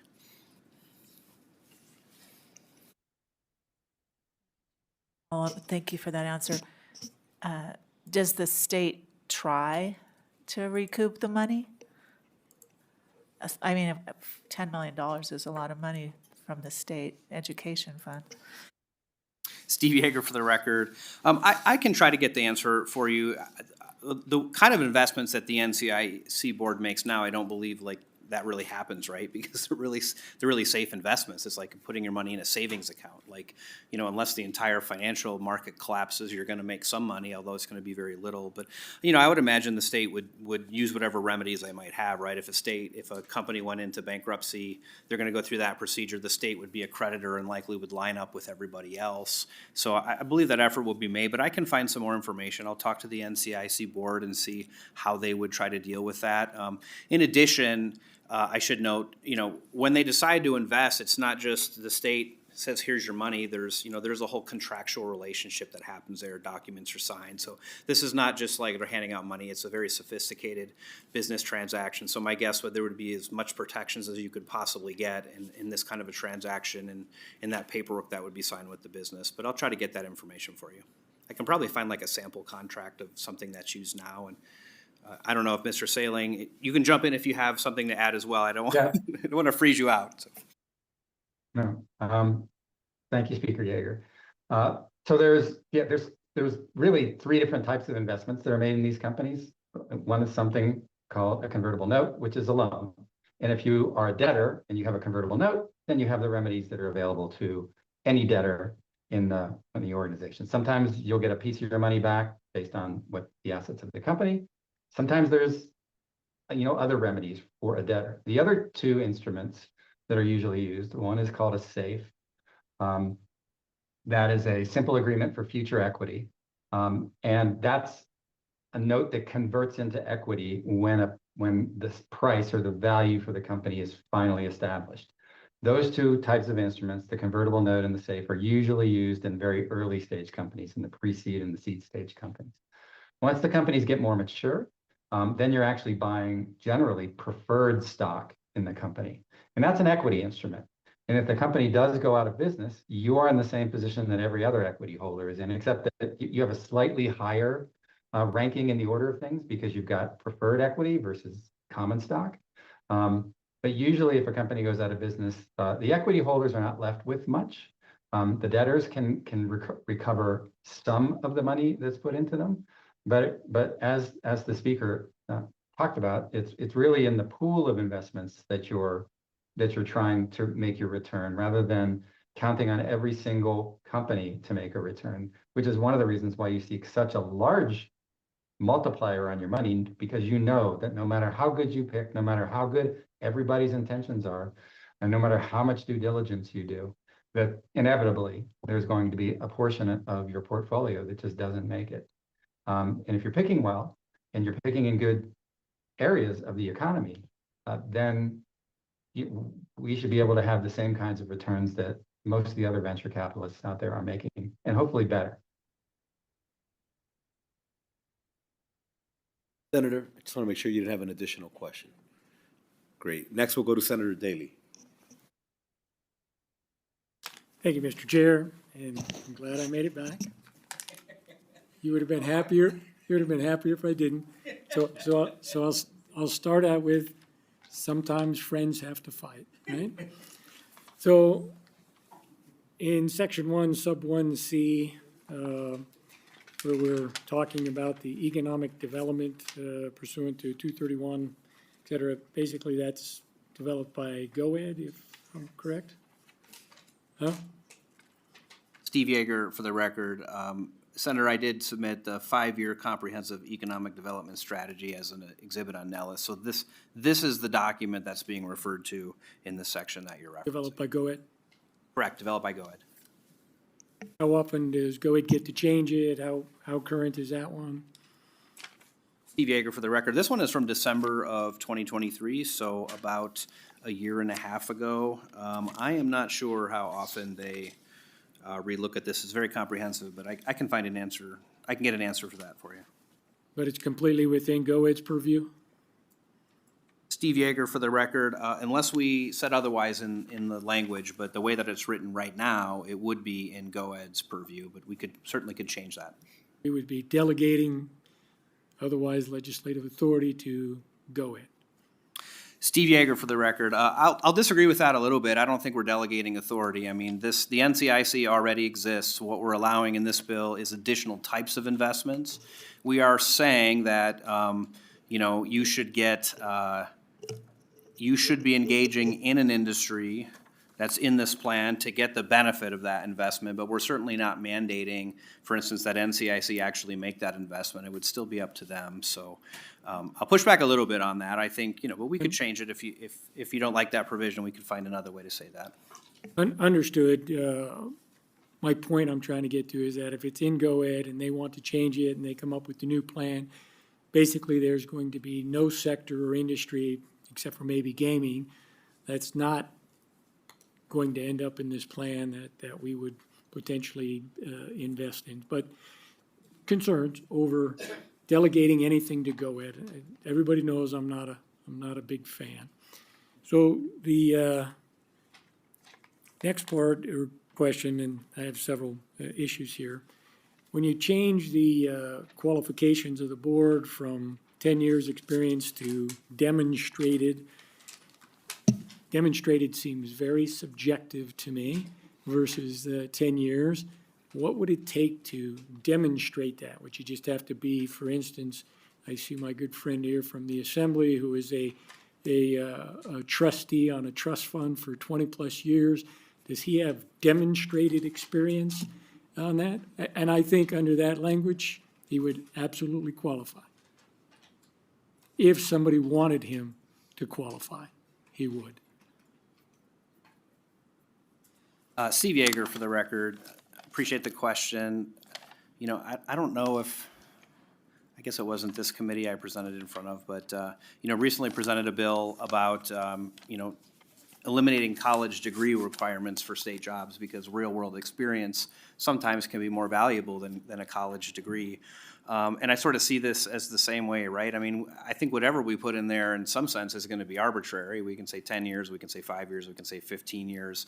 But that doesn't necessarily mean you're getting the best people. You're getting a person who can check off the box that they've been in this industry for a certain period of time. So my intent there was just to say we ought to recognize that, you know, maybe someone hasn't been doing it very long, but they're really good at it.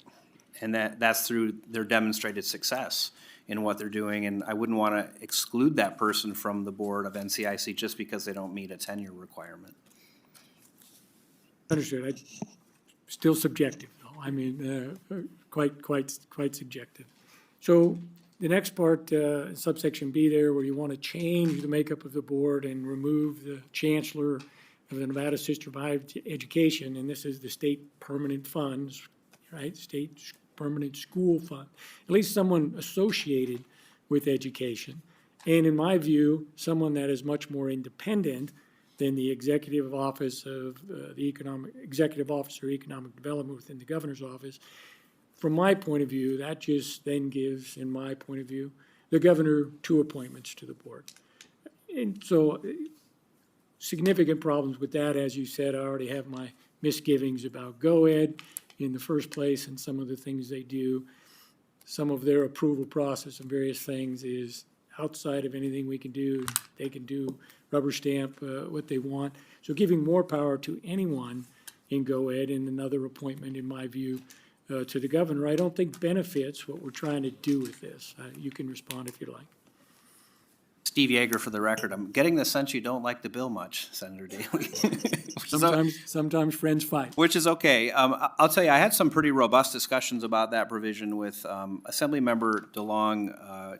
Wanted to be a co-sponsor of this bill after I presented it, and he said, why are we taking the chancellor off? And, you know, honestly, the reason we're taking the chancellor off is because we think there are probably some good investment opportunities through the universities, and with the chancellor on there, there's probably conflict of interest provisions that might prevent the NCIC from investing in, you know, whether it be UNR's tech sector, UNLV. So I think there's a good reason to take the chancellor off to prevent conflicts of interest. Is the executive director of GoEd the right appointee? Perhaps, maybe, maybe not, but open to suggestions. I get where you're coming from, but it really was more of a, let's not hamstring ourselves with potential conflict of interest, especially if we can invest in some venture that's associated with one of our universities here. I think we would probably want to do that because it would align with the rest of the bill, but willing to have some additional discussions about that appointment.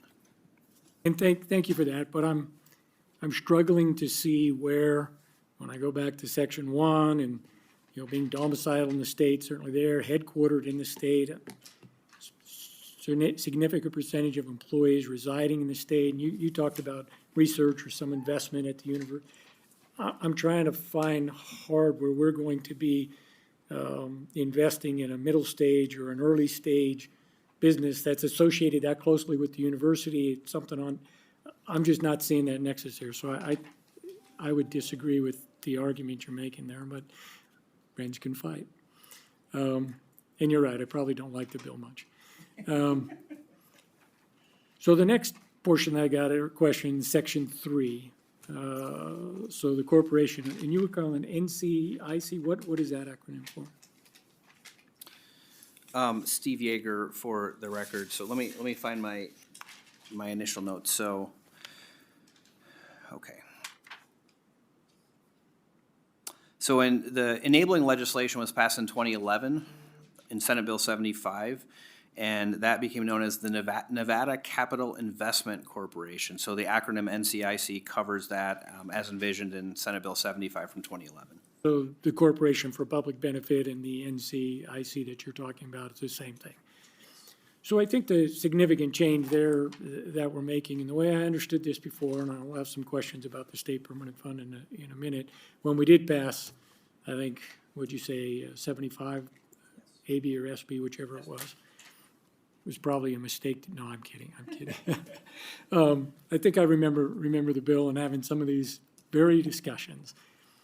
And it was explained that when we're doing these type of investments, the corporation for public benefit and the board that is on there and the people with their 10 years experience are not actually going to be picking the investments and doing those various things, that they were going to go to an external asset manager who's in that business, who's going to look at these type of businesses that you would invest in the categories that you're proposing to delete. Healthcare, cyber facility, homeland security, alternative energy, advanced materials, all of that stuff you're deleting for the whatever might qualify in this plan that can be changed on a regular basis. And they're going to help and get the assistance of those types of experts in the investment field and the various things. And I know you're saying it's going to be cumbersome and that, and experts in private equity investments to vet this so that the state is making a reasonable, sound question on the investment. But you add the words in here now with this board that just has to have demonstrated ability, that they can directly to eligible businesses, they can invest directly. So they can circumvent and not say, I'm not going to look at an external asset manager that I've hired or a private equity investment firm that I've hired, and now if this goes forward, a venture capital investment firm. I'm going to say, we can directly do it. We don't have to take the advice of those firms. And it almost sets up the board. And I was envisioning on one thing you said earlier, well, we're going to be looking at this, and it's almost like we're going to vet these businesses and I'm envisioning the Shark Tank going on, right? This guy's coming into the board, says, this is my business, and so well, I'll invest $5 million. And I just don't think that's the way we should do it. So I got problems with being able to directly to eligible businesses from the board without that at least intermediator, whether we allow venture capital firms or not. And if we're going that far, you might as well add hedge funds in and some other questionable investment practices, in my view. I know when I'm the trustee on the trust funds, we don't invest in any of that stuff. Just not reasonable in my view. Any comments? Steve Yeager for the record. I appreciate the concern, and I will thoughtfully consider about whether and how that should be addressed in any potential amendment that comes forward. And I understand if there's no way to get me to yes, you may not want to consider any of my stuff, but I'm just putting this stuff on the record. So the last comment, if I can, Mr. Chair, and correct me if I'm wrong, I'm trying to remember back, and I did phone a friend the other day, but I want to make sure that I have the information. So the state permanent school fund, as I recall and remember, was money that was allocated and is given to each state, however much they allocated and gave to the state.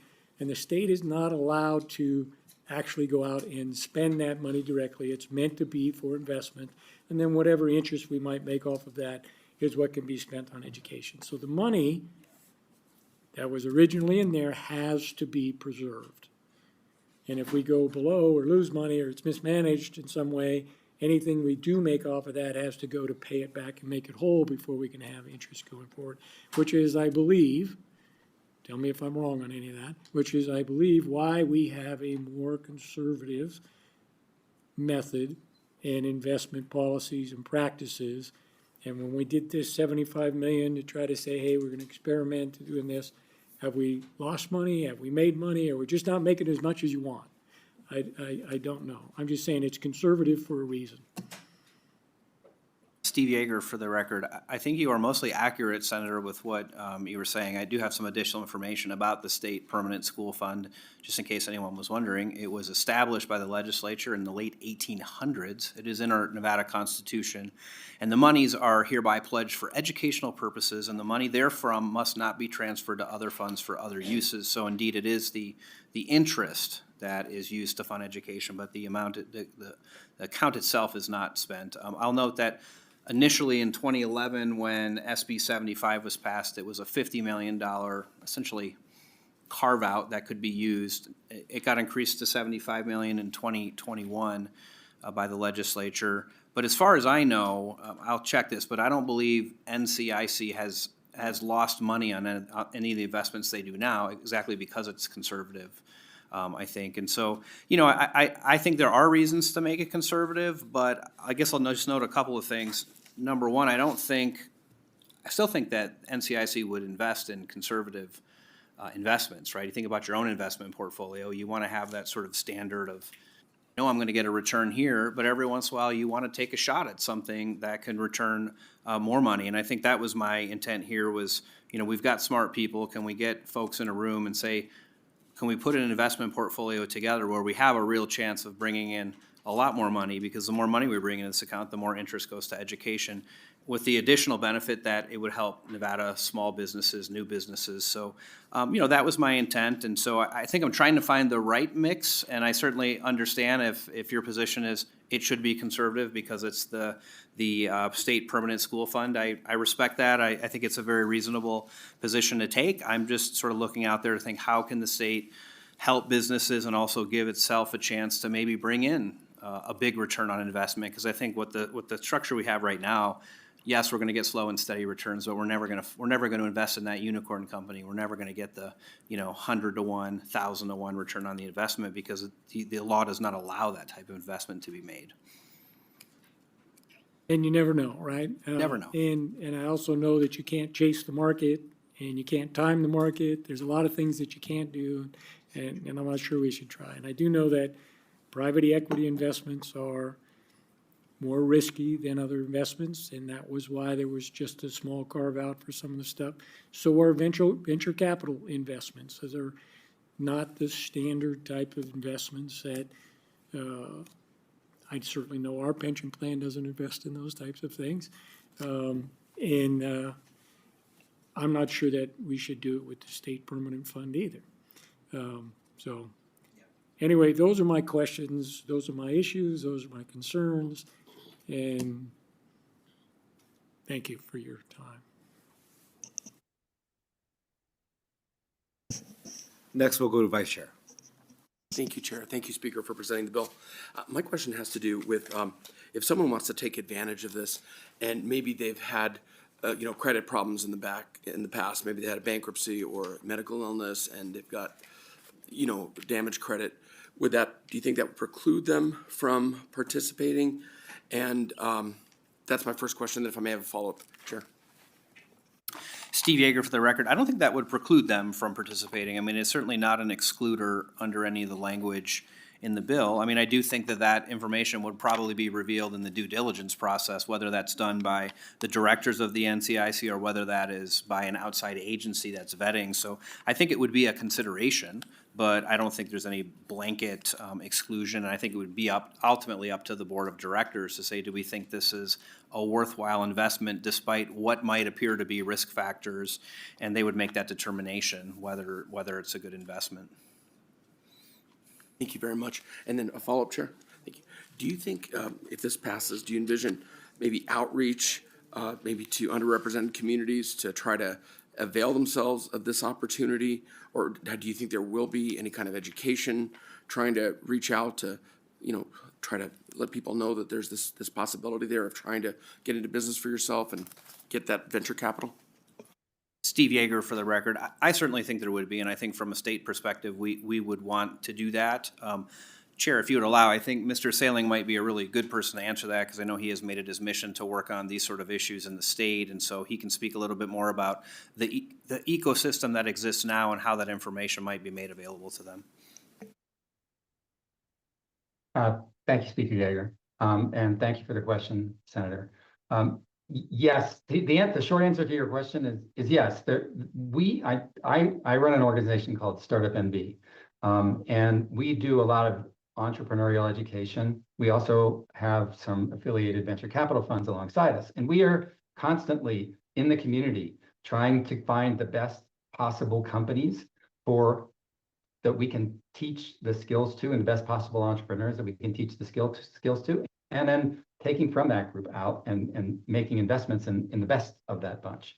And it's part of our mission to make sure that the folks who may have been overlooked in the past are at the very least aware of the opportunities and aware of what they have to do in order to make themselves look as good as possible so that they can stand as good a chance or better than others of attracting that venture capital. We do this all day, every day, and have been doing it since 2017. I'm confident that not only would our organization make it our mission, part of our mission, if this bill passes, to make sure that the folks in the community know about this opportunity, understand what the rules and the thesis that the board puts in place so that they can make themselves as attractive as possible, given those rules and the thesis that the fund will use to make its investment. Thank you, Mr. Sailing, and thank you, Chair. Chair, may I have one follow-up to Mr. Sailing? Please. Currently then, if Startup Nevada, if someone wants to work with you and they either don't have much credit history or they have had things in the past like a bankruptcy or, medical illness thing that went to collections, is that something you try to work with those folks to see if they can still try to, become business owners and take that first step? Or how does that work? If you could talk a little bit about that. Sure. So in most cases, the founders understand that that's going to be discovered in due diligence, and they bring it right up up to the surface right up front. And doing that really gives them a lot of credibility. What you worry more about is when somebody tries to hide it from you, rather than saying, "Listen, I had a tough go. I made some mistakes. I had an illness," whatever it is that caused the thing that might be of concern. So that's a piece of how we evaluate that kind of thing. In and of itself, none of those things are automatic disqualifiers. Our advice generally is to people is be upfront about that kind of stuff, because it will be discovered when due diligence is done, and it's way better to get ahead of that kind of information and explain it before it becomes a black mark on your record. And then you get actually credit for coming up front and being forthright about it. And oftentimes, people who have gone through that kind of adversity make the best founders because they've gone through that, overcome it, and are coming out the other side of it. So it's neither a good or bad thing on its face.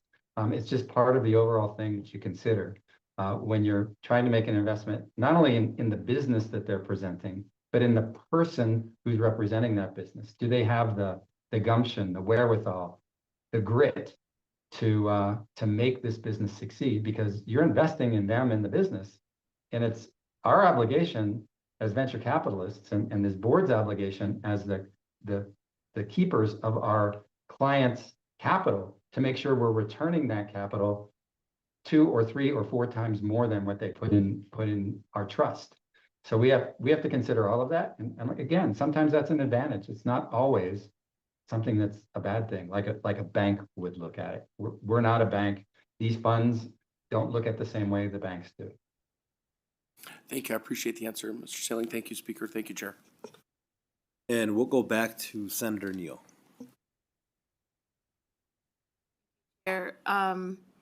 So I thought there's a key point that he made, like it's about the client and being able to get the money back, and this nonprofit that we've had for like a really long time.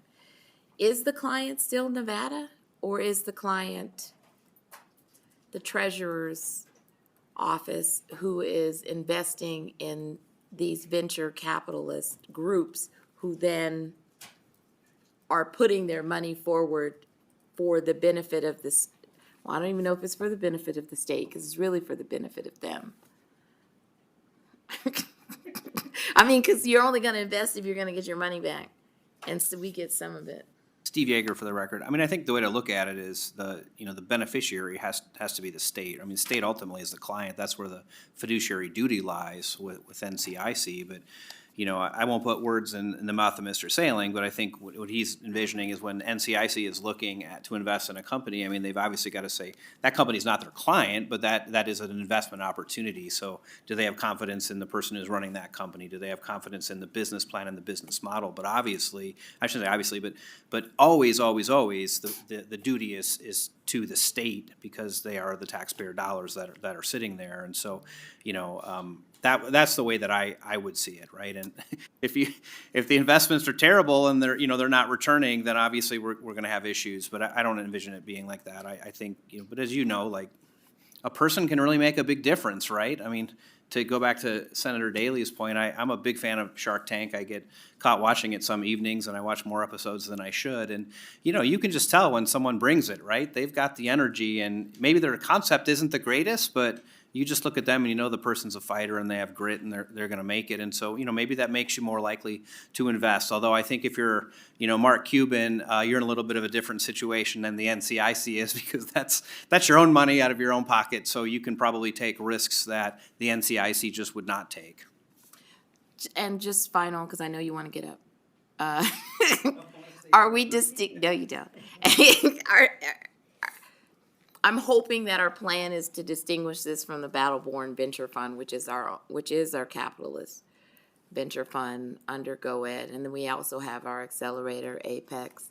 But different, this is a different pool of money versus that pool of money, but still trying to go after the entrepreneurs in the state, and you actually created the Office of Entrepreneurship. And so at the end of the day, I just want to make sure that there are some distinguishing patterns here, like the client that maybe Battle-Born Venture is going after, that this one is going after a different grouping. Steve Yeager, for the record. I mean, I would agree with that. I think it's a different target.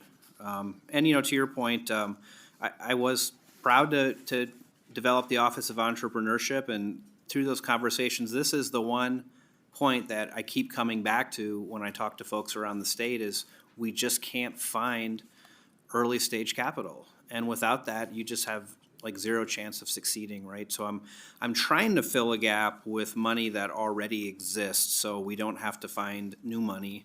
I would anticipate the NCIC would be cautious out the gate in getting this developed. But to your point, yes, I would see this as a complement for the other funds that already exist. Chair, I can stay all night if you want. We appreciate you indulging the committee. Thank you for the presentation. And I just wanted to make sure that nobody else had any questions. Thank you again. Speaker, we'll invite you to sit back, and at this time, we'll invite those wishing to testify in support of Assembly Bill 427 to please come forward. Carson City or Las Vegas? Seeing none, we'll go to the phone lines. Support testimony for Assembly Bill 427. If you would like to testify in support of AB 427, please press star 9 now. Chair, you have no callers in support at this time. Thank you. Next, we'll invite those wishing to testify in opposition to Assembly Bill 427 to please come forward. Seeing no one in Carson City or Las Vegas, we'll go to the phone lines. Opposition testimony for Assembly Bill 427. If you would like to testify in opposition of AB 427, please press star 9 now.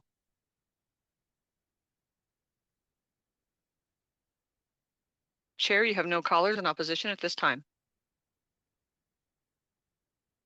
We'll stay on the phone line. Anybody wishing to testify in the neutral position to Assembly Bill 427? If you would like to testify neutral for AB 427, please press star 9 now to take your place in the queue.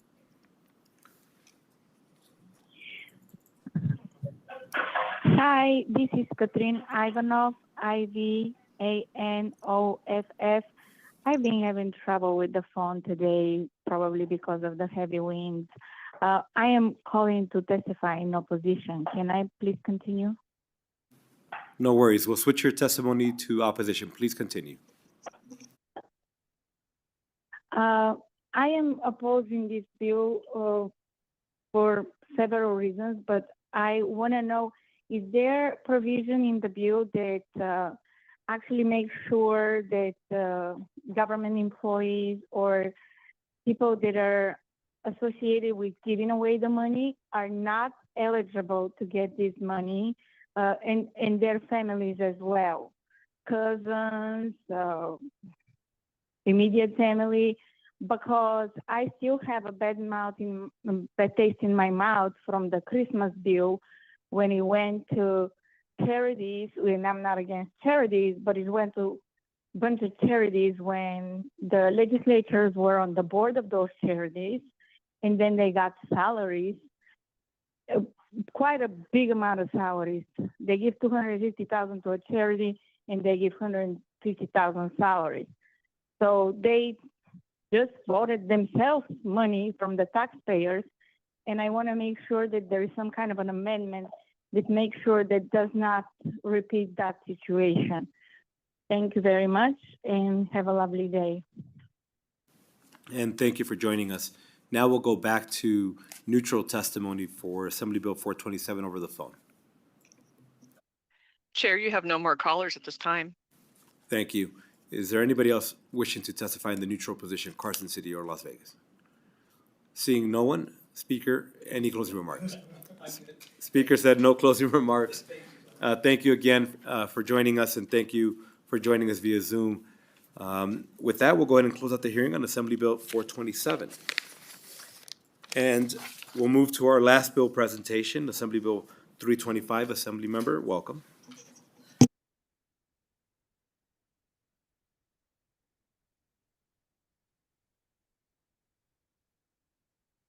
Thank you, Chair Flores and members of the Senate Committee on Government Affairs. I'm Assemblymember Selena Torres-Fawcett for the record. And today we are here as members of the Joint Interim Standing Committee on Government Affairs for the 23-24 interim to present AB 325 in its first reprint, which is aimed at ensuring a national person makes decisions during emergency management situations regarding the allocation of resources and response planning, otherwise known as the Terminator Bill. In fact, I know that the concern with technology taking over is something that myself and Senator Daley share, because I do remember the microchip bill of the 2019 session. And so this bill is aimed to create regulations that have to do with artificial intelligence and its use in emergency management or emergency planning. At this time, I'm going to go ahead and pass it to my colleague. Thank you very much. I'm Max Carter, Assembly District 12. I'm going to go through some background information. As we navigate the rapidly evolving landscape of technology, artificial intelligence has emerged as a transformative force across various sectors of our society and economy. Assembly Bill 325 is a proactive measure to ensure Nevada is well positioned to harness the benefits of AI while addressing the potential challenges and risks. The Joint Interim Standing Committee on Government Affairs recognized the increasing prevalence of potential impact of AI on critical state functions, particularly in emergency management and public utilities. We saw a need to proactively establish safeguards to ensure human oversight and accountability in situations where decisions could have significant consequences for the safety and well-being of Nevada. Our primary concern was to prevent the delegation of final decision-making authority in emergency response and utility service disruptions to AI systems. While AI can be a valuable tool, we believe that the ultimate decision should be made by a human being. One of the things that we talked about during these hearings was shutting off the power when NV Energy needs to shut off the power in high wind situations going up to Kyle Canyon. We want that to not be done by an algorithm. We want it to be facilitated by an algorithm, but it's a human being that makes the decision whether to turn it on or off. And with that, I'll turn it back over to Assemblymember Torres-Fawcett to walk you through the bill. Thank you. Thank you, Assemblymember Torres-Fawcett, for the record. And as I'm sure any good Terminator fan knows, without proper safeguards, machines don't always make the best decisions for humanity. So with that, I'm going to go through each section. For Section 2, the bill defines AI as a machine-based system that can, for a given set of human-defined objectives, make predictions, recommendations, or decisions influencing real or virtual environments. This provides a clear definition of AI within our statutes, providing a foundation for future legislation and regulation in this area. Section 3 of this bill requires any state emergency management plan prepared and each plan for emergency operation that is adopted by a state or local government agency include provisions ensuring the final decisions regarding emergency management service response planning and allocation of resources in response to an emergency are made by a natural person and not by AI. And lastly, Section 5 prohibits a utility from making a final decision regarding whether to reduce or shut down the utility service in response to a disaster. This bill aims to strike a balance between leveraging the benefits of AI and mitigating potential risks. By requiring that final decisions in emergency management and utility service disruptions remain in human hands, we are prioritizing human oversight and accountability in situations where decisions could have significant consequences for the safety and well-being of Nevadans. In other words, AB 325 says, "Come with me if you want to live." I urge your support and welcome questions. Thank you for that presentation. Members, any questions?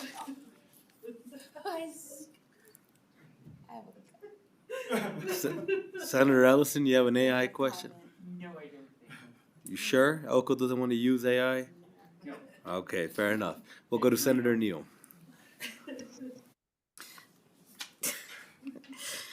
I guess I can't, like, you guys are doing these little subtle jokes. All right.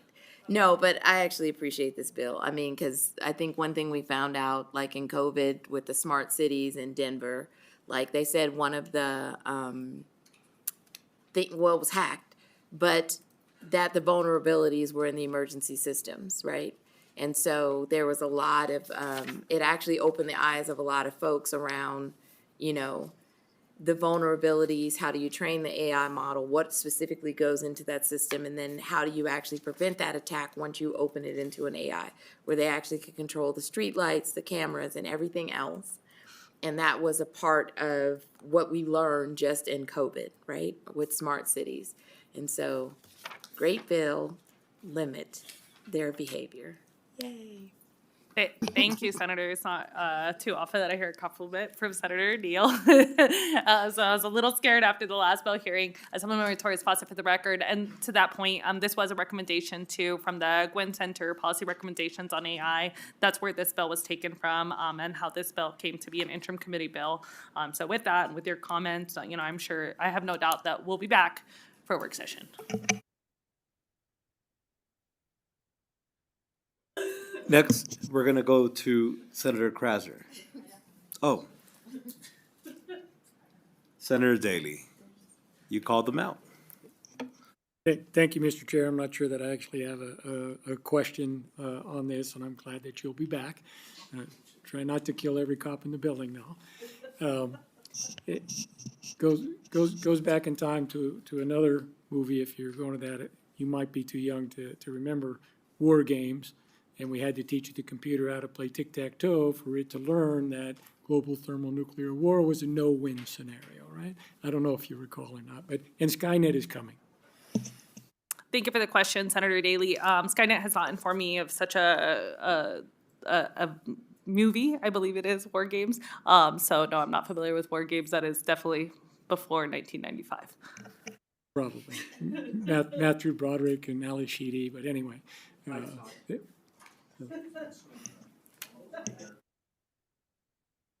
Max Carter for the record. I think that you got all of the white-haired guys in here have seen it. Well, this is what happens in government affairs after dark. It just. Members, any additional questions or comments? And thank you. And I do want to say thank you, Assembly members. I know you worked in the interim very hard on this, so thank you for that. Seeing none, I invite both of you to sit back, and we'll invite those wishing to testify in support of Assembly Bill 325 to please come forward, either in Carson City or Las Vegas. Mr. Rauda, were you here to testify in support?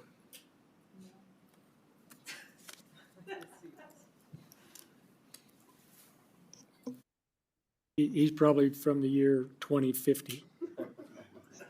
I remember War Games. Marco Rauda for the record, and I'll support anything that Selena Torres and Max Carter support.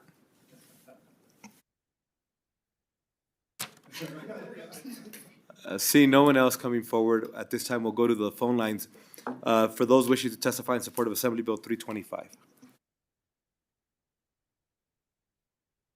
If you would like to testify in support of AB 325, please press star 9 now.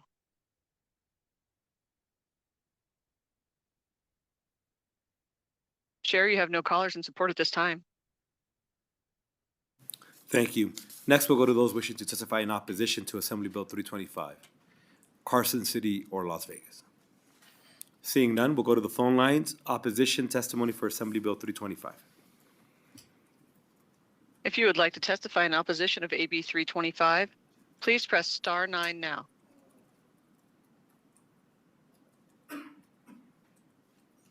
Chair, you have no callers in opposition at this time. Thank you. We'll stay on the phone lines. Do we have anybody wishing to join us in neutral testimony for Assembly Bill 325?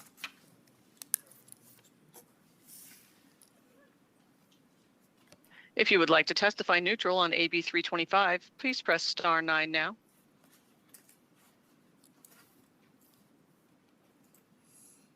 Chair, you have no callers neutral at this time. Thank you. Anybody wishing to testify in neutral in Carson City or Las Vegas? Good afternoon. Welcome.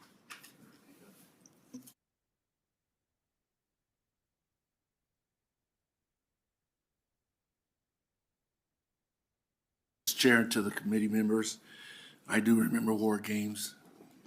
I do remember the Terminator, but we are here in neutral on this bill. We had first decided to testify in opposition. Oh, name, I know the protocol. Maurice Washington, representing AFP, Americans for Prosperity, Legislative Liaison. We are here to testify in neutral of the bill. We sent a written testimony in opposition to it, but after reading the amendment on the bill that it directs it solely to human beings making the decision, we think we can just ride the bill out, see what transpires and takes place.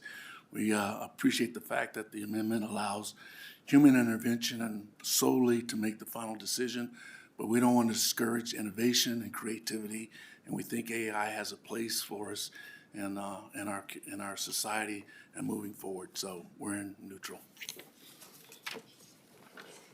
And thank you for joining us. Anybody else wishing to testify in the neutral position? Seeing no one coming forward, Assembly members, any closing remarks?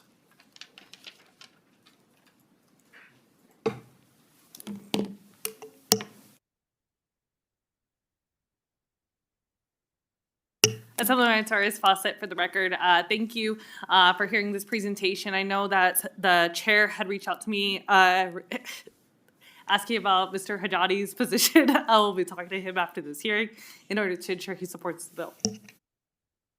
And Chair, yes, I just want you to know that I made a diligent effort to find Cyrus and bring him in here. I apologize for not being able to make that happen. Well, we thank you for your work and your effort.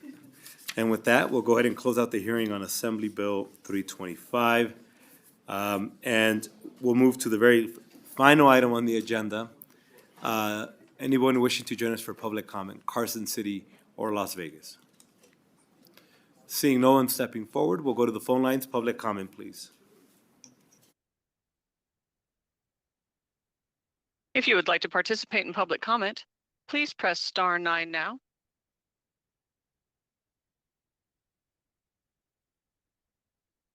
Chair, you have no callers wishing to participate at this time. And thank you. Members, just before we finish for today, I want to remind everybody that we are still upon the call of the chair this entire week.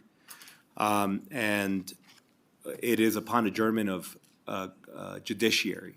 So for Wednesday, please be prepared for upon call of the chair, just like we did today, upon the adjournment of Senate judiciary. And with that, members, this meeting is adjourned.